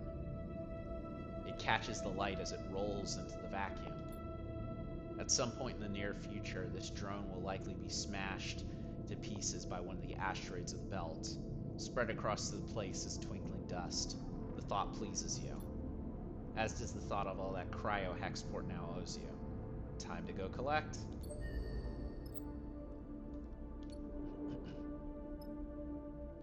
So, we can just leave. But we're also going to gain some stress during the travel, unfortunately. Oh, we remove the stress during the travel. After docking at Hexport, Seraphin lets go of the controls and leans back into his chair. Naya leans over to you. Thank you, Sleeper. She stretches. I knew you took a chance on me. Glad to have you. Naya smiles an infectious smile. Feels good to make a contract work. Seraphin smiles. No matter how we pull it off, it's hard not to agree. And it feels better when Hexport's courier comes with a lockport full of chips. Lane may still be hunting you, but this can help in the effort to slip his nest. Slip his net, I should say. Suddenly you hear a familiar voice. Naya! Femi glides into view, approaching the docks. He fixes you with a stare. What are you playing at, Sleeper?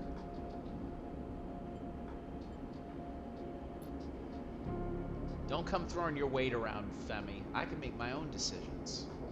She glances back at you. Sleeper took me at my word, and I'm grateful. Femi is fuming. Did they now? He turns to you. Well, if you're working for Sleeper, I hope they paid you well. Naya looks away. Oh, I asked, so... Femi smiles. Oh, so they aren't paying you. Seraphin crosses his arms. Let's keep this civil. He realizes this is the first time he's meeting Femi. If we are being civil, seems Naya's owed her share. Femi fixes you with a severe look.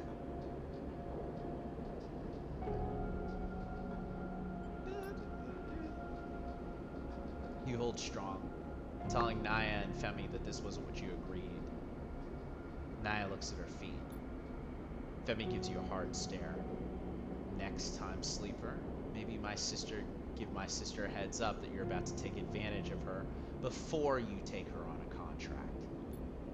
Femi kicks off and glides across the concourse, Naya following quietly behind. She doesn't look back. Seraphin watches them go. Not sure that was the right call, Sleeper. Although, she reasons, Naya's share of cryotes is what it takes to leave this place behind us. I guess your ruthlessness might be what saves us. He turns away and heads back into the docking bridge. Just don't ever try that shit with me. Well, one way or not, we have completed ourselves a condition. So we have 2 points available.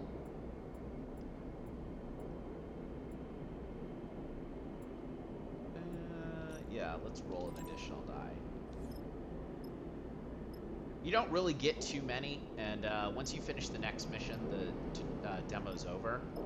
So let's just focus on what is really important here, which is making sure that we have supplies and making sure that we have fuel to go off and leave.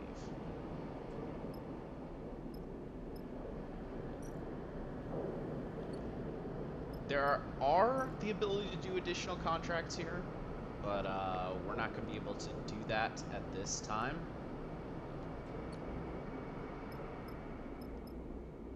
So I think for now, let's just jump into it. Actually, before I do that, let's eat. Let's eat in style. There we go. So we still have a little bit of damage on our die, but I don't think there's a way to repair them here, actually. So let's just get after it then. Our next contract. Oh, we need one more bit of fuel. See? See what I mean? So, we could stick around, and we could continue to do what we're trying to do, but A, that leaves us out of this mission, which is that much more dangerous and that much more interesting than our previous one. And in addition to that, there is the potential of Lane showing up, which would be fun to see, but I'm more curious to see where we can go from here. So obviously no option to be able to take our alienated friend over, but it's okay because Junie, as a matter of fact, has the ability to give us that much little bit of extra to our mission here. A skill that none of us currently have, and she does it better than any of us can do. So let's bring ourselves over. The Solheim derelict fills the cockpit windows, all twisted plates and skeletal strutwork. You watch in horror and fascination as Seraphim completed its approach. Both of you silent in the presence of this decaying beast. Now you settle beside it. Seraphim's the first to break the silence. This thing's already dead. He shakes his head. It's a corpse, Sleeper. He nudges the ship closer, looking for a place to dock. I touch this thing too hard, it'll crumble into dust. What were you expecting? I was expecting... Seraphim squints as he adjusts the rig's thrust. A scrap contract, like you said, not a death trap.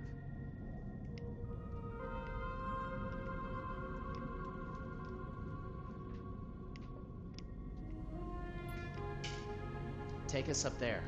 That's the bridge. Junie points towards one of the end of the ship, and both you and Seraphim turn around, having both forgotten she was in the end of the cockpit. She hasn't said a word since you departed. She glances at both of your bemused faces. What? She looks away. Sorry, that's where we need to go. She stops pointing. Seraphim nods towards Junie. She's not wrong, Sleeper. The bridge would be a good start. To the bridge, then. Seraphim nods and brings the ship under control. Let's do it. Seraphim takes control of the ship, avoiding the debris field closer to the center of the wreck. He settles in the position towards the protrusion at the far end. This is as far as I'll go. Seraphim taps at the anchoring controls. Should be able to anchor the ship to these plates. You hear Junie begin to protest from behind you, but it's too late. Seraphim fires 2 python-tipped anchor lines at the solid hull plates.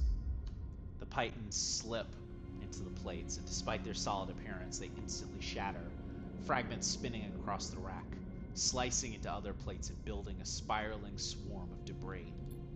Shit! Seraphim nudges the ship back and steadies it as the debris cascades across the surface of the wreck. The damage seems mostly superficial, but it underlines just how fragile the derelict is. Let's not do that again. Junie glances between the two of you. The data core is very fragile. We have to. We've got it! Seraphim snaps. He angrily unclips from his seat. Last thing I need is a backseat driver. He kicks off and glides past the corridor. Let's go. Junie nods sheepishly.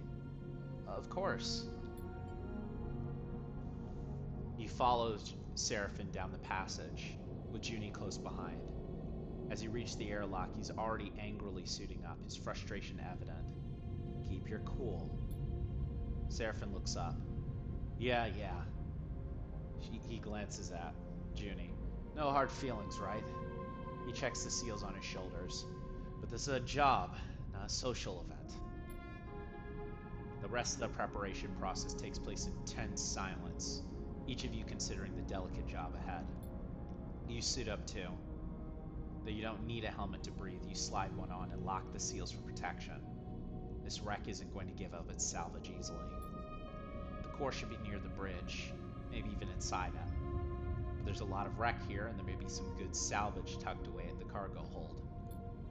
Once the suits are on and the seals are checked, you cycle the lock and stare out to the vast expanse of the twisted hull before you. Time to go to work. So this one has a number of conditions that are connected to it. You can see below that it has 2 pips of stress already because of that action that we took there. So, not super great, not a super great start. We're also missing all of our die for our characters. So again, not a super great start. But that long meter shows that there are some surprise conditions that are connected to this. So if we do trigger a certain amount of items there, a certain amount of stress, then we get new locations that we have to deal with before that will give us additional stress as we go. So that stress can multiply. It can really get out of control for us. So let's focus on trying to be as careful as we can as we make our way through.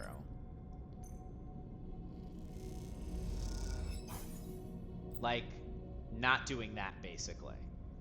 So a crisis will add 1 contract stress per cycle unless it's resolved at the crisis location. So as you can see, it is marked with a very nice little indicator there. And as you might expect, there's the potential of continued stress and other problems manifesting themselves just because it's present there. So you want to make sure that you're as careful as possible as you go through, because you never really know. You never really know.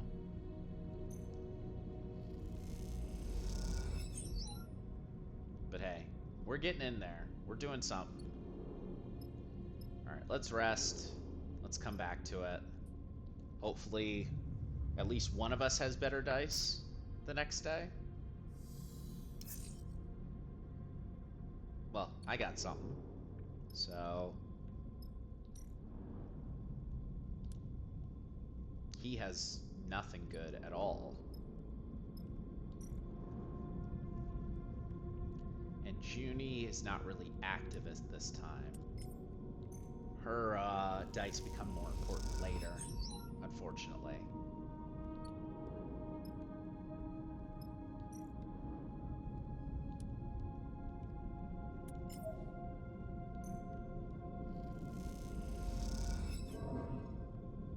Also, the stress is really starting to kick in here. Really starting to tear us up a little bit. Hopefully. There we go. New location.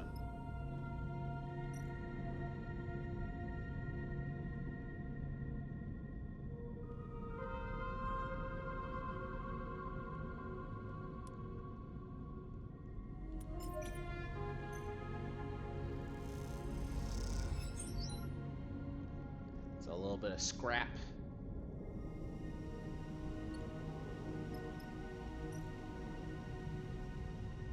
But that's not going to progress the story for us too much. So let's focus on this side over here. A little bit more stress, unfortunately.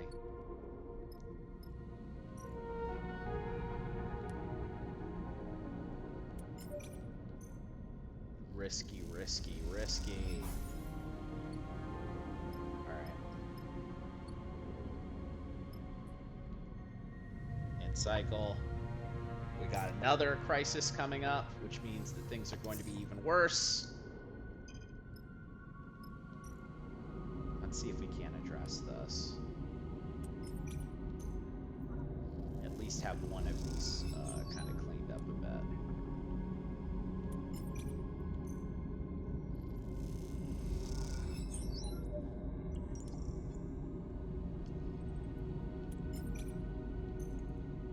One more should do it. There we go. So, at least the build-up is going to be a lot slower as we go through. Hopefully, that's just something that we can handle as we go. And then this one, well, okay, we need one more.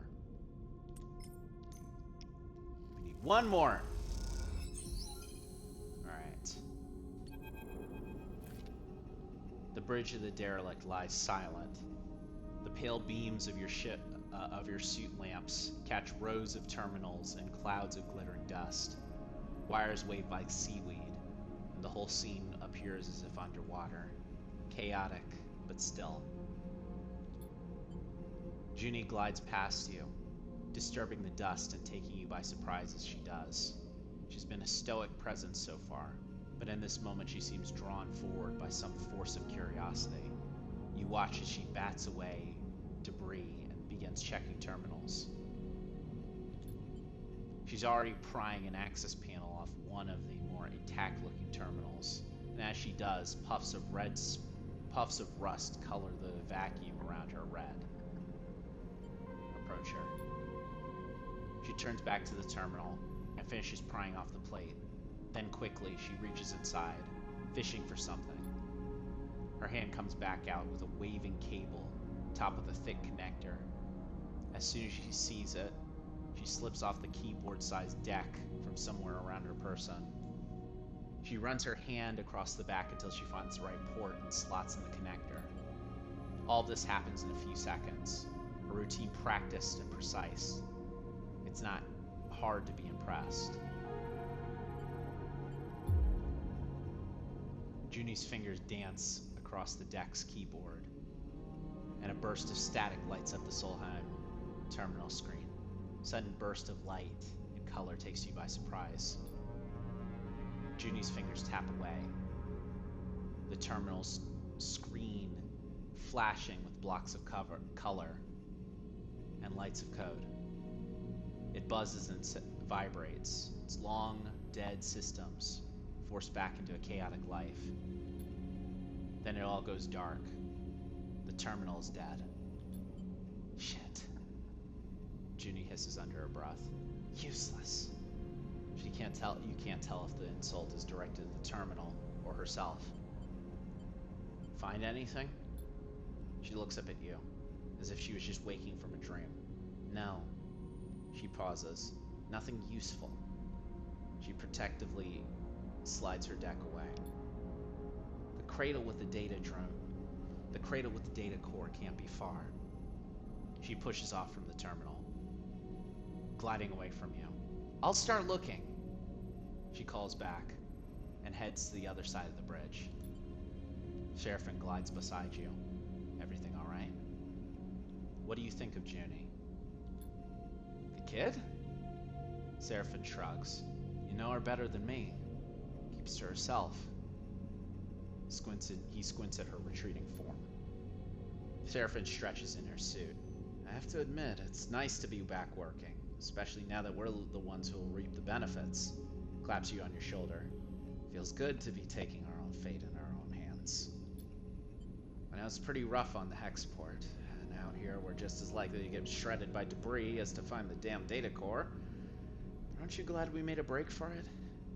He pauses, then looks down, having asked the question almost by accident. I mean, I am. I just didn't want to speak for you.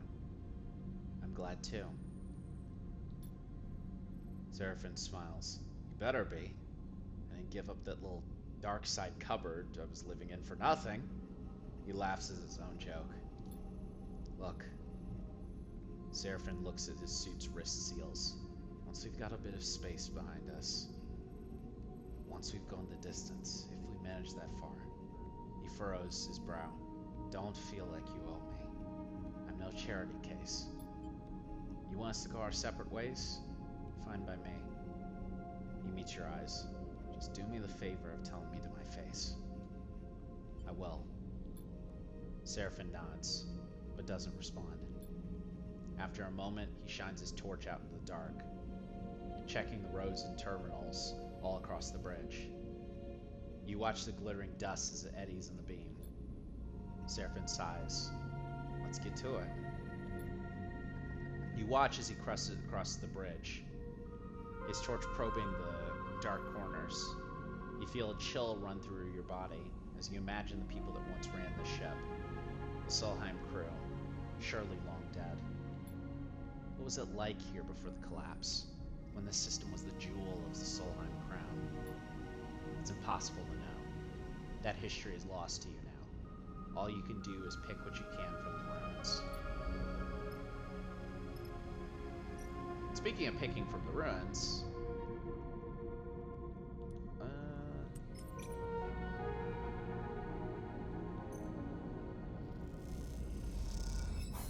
there we go. Scrap survey.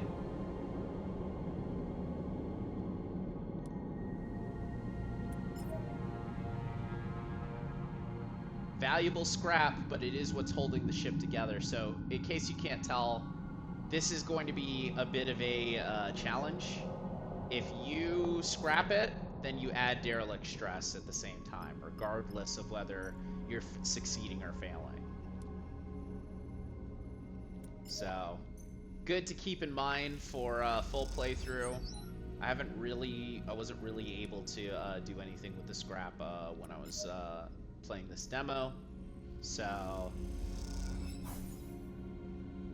not as important at this time to be able to dig around through that. And let's sleep. You may notice that despite the fact that we are out on a job, our clock for our old pal Lane is still available. So you can see it's halfway progressed now. If you are unable to complete this mission or any missions while that clock is going on, then something bad might happen. So let's avoid something bad happening. Also, we still have one crisis open. I mean, honestly, I don't think that I'm going to get to that. Easier to stay focused on the task at hand here, if I'm being honest. Especially when I have such good dice. Like, these are really good dice. Or they were, I should say. Let's see. Maybe I can close it here. There we go. You got a little extra stress, but we're good. We did it. Now for the data core cradle.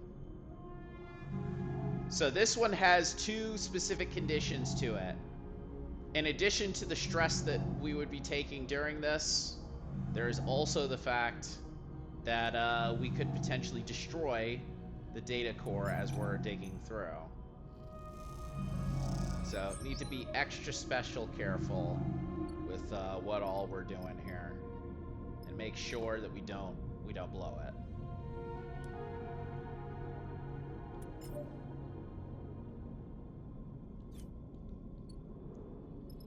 I think I can leave that for another day. This should be the last one, I think. Especially because of money. I mean, especially because of my supplies, too. And luckily, I've got some good dice for all of my characters. So even if I'm not able to really do what I would like in all situations, I can still pull this off. There we go.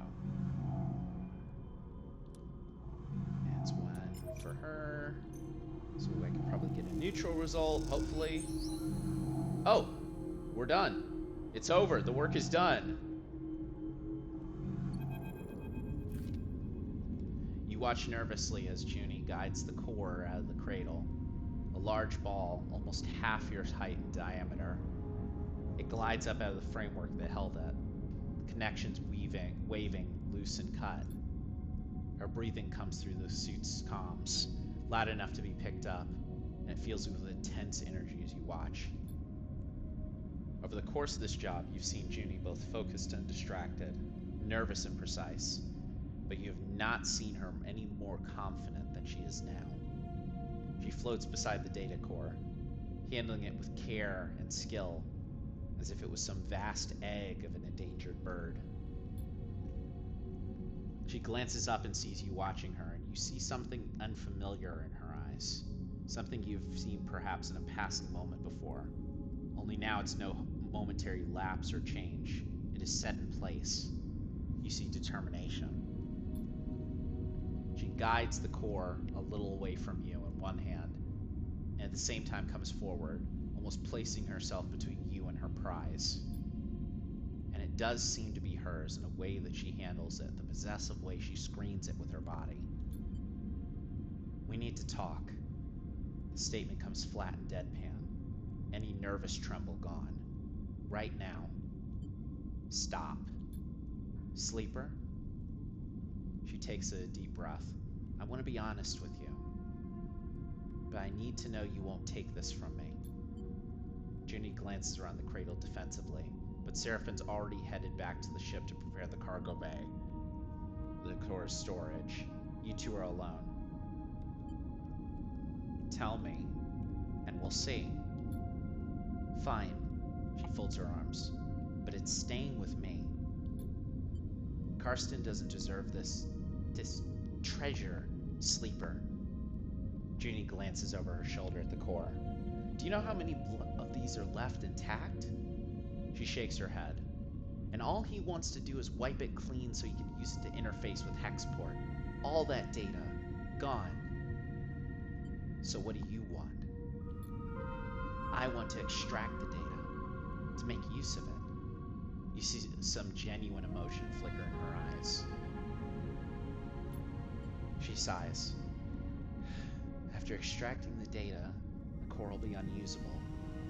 There's a security system that will fry it if data duplication is attempted.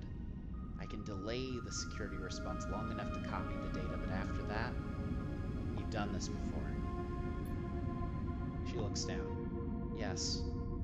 She meets your eye. That's why I came. Look at this place, Sleeper.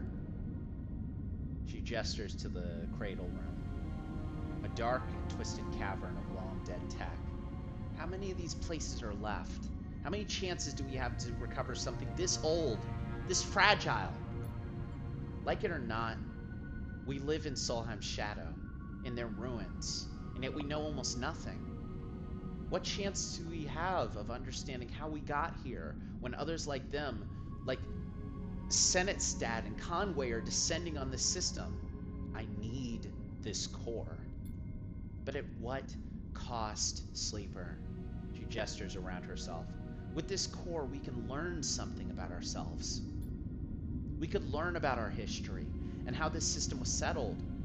We could better learn the technology we build our lives on. We could uncover Solheim's crimes and seek to make amends.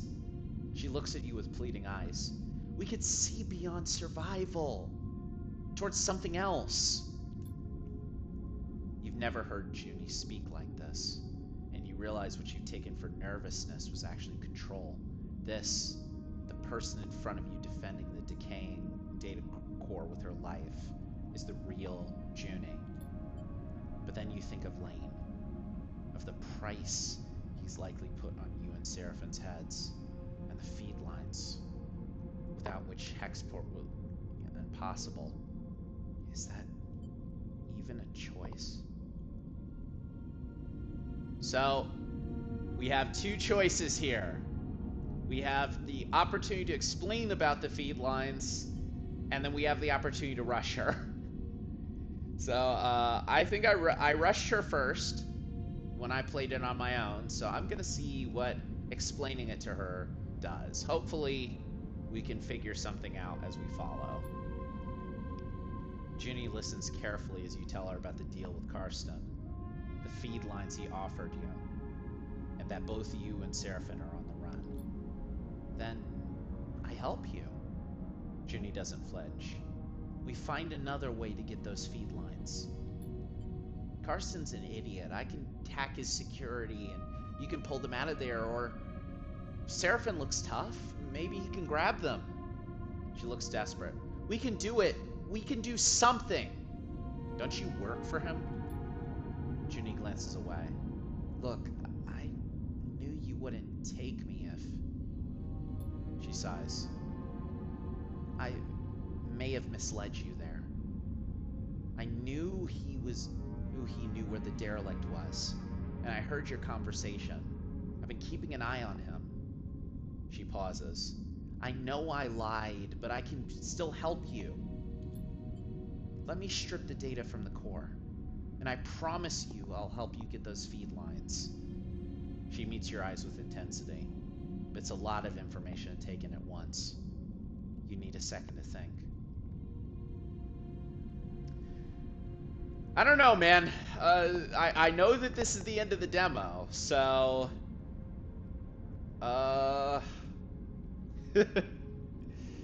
do I take her at her word, or do I follow through and just see what antagonizing her does? I don't know, man. About this, you know? No deal. She sighs. Then what? I'm offering to help you. We all win. She meets your eyes. Please. So, looks like it loops around, actually. We can fight her, or we can let her take the data and figure things out. I don't know. Maybe my chance to escape with the data will be different here. So we'll see where this actually ends up leading. 25% positive, 50% neutral, 25% negative. Let's give it a shot. Neutral outcome. Well, let's see what happens with this then. You leap at Junie, and the core kicking off from the wall. But Junie sees your attack coming. She grapples you in a panic, and both of you spin out and above the fractured metal connections of the cradle, pulling at each other's suits. You manage to get your legs between you and Junie, and you kick hard, sending her spinning to the other side. You grab the core as you retreat across the room, halting yourself with your free arm as you reach towards the wall. Junie tumbles across the far wall, striking it loudly and crying out. I'm sorry, Junie. Junie shoots you a wild and pained look. She pauses, reaches up, flicks off her torch, and then kicks away towards the wall, across the room. In a moment, she disappears in the dark and is gone. Silence descends, and you keep one hand on the floating core, waiting to see if she'll come back for it. Suddenly, you hear a rattling down the passage and tense yourself. So, I've set up a... Seraphine casually glides into the room, but immediately stops, seeing you pressed against the wall with the core and no Junie in sight. Where's Junie? And what the hell happened here? Seraphine glances around.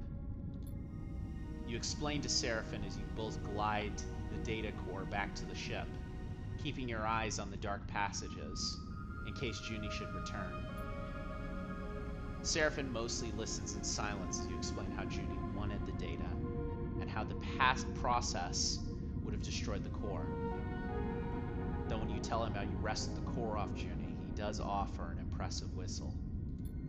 Some people. Seraphine huffs as he handles the core through a thin passage. Always got their eyes on the big prize.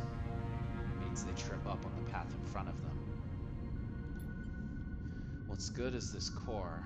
Good's this core. He carefully maneuvers through a door. If you don't have a ship to get off this wreck, maybe she does. Seraphine angles his head. Maybe. Certainly took us for fools. Could have had a backup plan. Seraphine guides the core onto the hull of the ship, tethering it into a guideline. You both take it towards the ship, ready to load it on board. None of it is our concern anyhow, concludes Seraphine. This place is her problem now.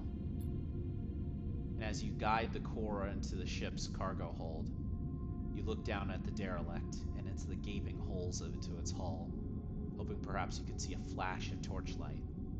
Something that might tell you where Junie's got to. You shiver at the idea of being marooned on this derelict. But then again, that's a chance you take on a contract like this.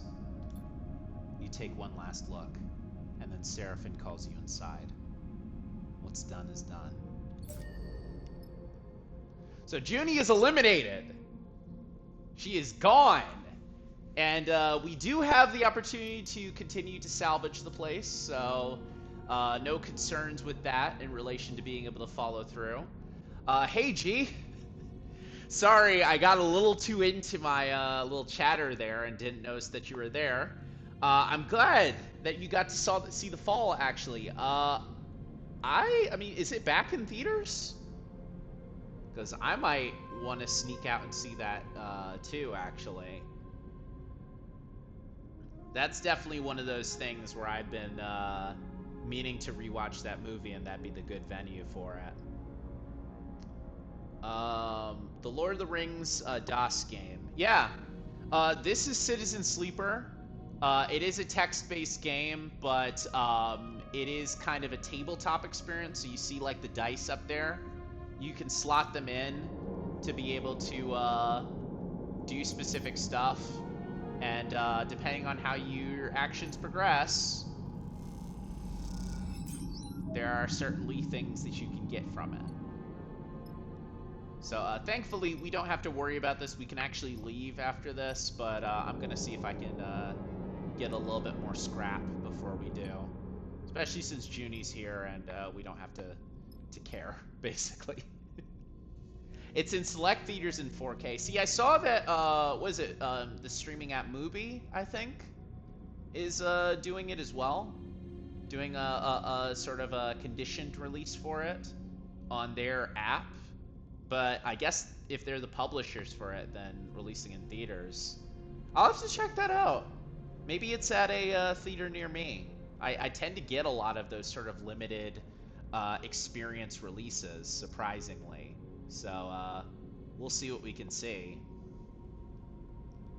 But you came just in time for the end, I think, because this is a lot of what I got to see at the end of my experience here, too, with the game. So we'll see if there's anything else to follow through. Wait! Crap. I wanted to leave. I didn't want to stress. Oh well. His stress is gone, and we're no longer starving. You're running out of time to escape lane. In 5 cycles, you will arrive in Hexport. But we finished the tutorial. I mean, we finished the demo, so we don't have to worry about that. And we have our core. We have our stuff, our barter for the core. So, definitely one of those things where if I'd have decided to allow her to have the core and then kind of carry on, 5 cycles would not have been enough to be able to pull together 400. Mubi's doing the substance too? That's interesting. That's a pretty heavy kind of jump for them. Like, as far as, like, I went from not knowing who they are to the substance being something that everyone I know is talking about. And the fall, of course, being something that I truly, deeply love aesthetically and would need a rewatch to be able to remind myself of how cool it is. But anyway, let's wrap up this demo here, and then we can chat a little bit about kind of what we're seeing. It's been a quiet journey back to Hexport. While the contract was a success, the knowledge that Junie may have been stranded on that derelict has been eating away at you. You aren't sure if Seraphin's thinking the same thing. You look over to him, but his face betrays nothing as he completes the landing protocols. Do you think Junie got out? Seraphin sighs. I don't know, Sleeper. I'm hoping, Sleeper. He unclips from his seat. That we didn't just take someone out to a derelict and leave them there. The way I see it, that's what we did. He looks away. And that's what we need to make peace with. He kicks off and glides to the door. On our own. And then he's gone. Down the passage towards the bay where the core is waiting. A ticket out of here, and not a moment too soon. You just hope the cost that was paid was worth it.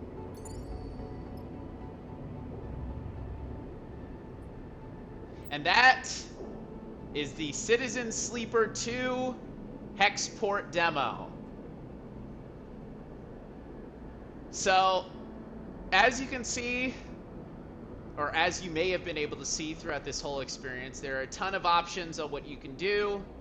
A lot of different customization things in relation to how you start, the characters that you play as, the crew that you can pull together overall, and as well, just kind of like the little bit of experience that you can do.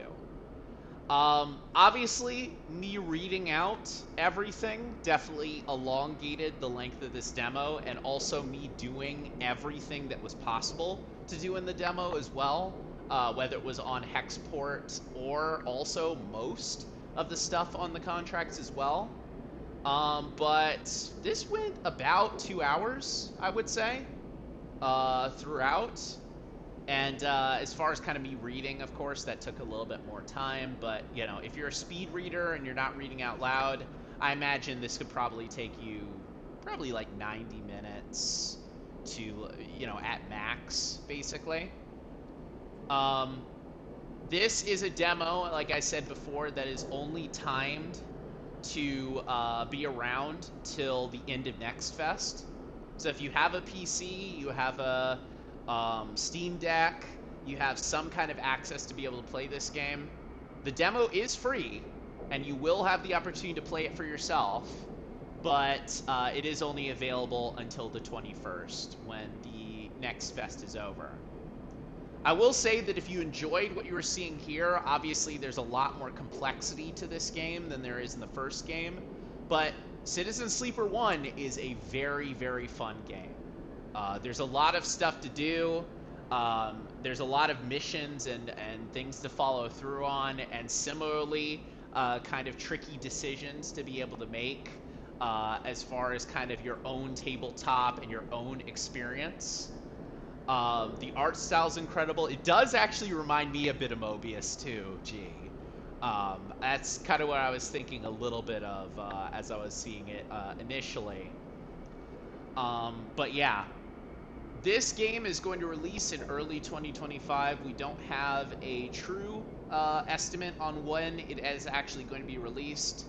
But given the fact that there is a ship traveling system, given the fact that there are multiple characters, including those two characters, the little bottom slot that we don't know who the heck they are, and there's a lot of temporary characters that are in here too. So plenty of stuff that I'm sure anyone who is interested in this game will be able to dig into and experience if they're out looking for it.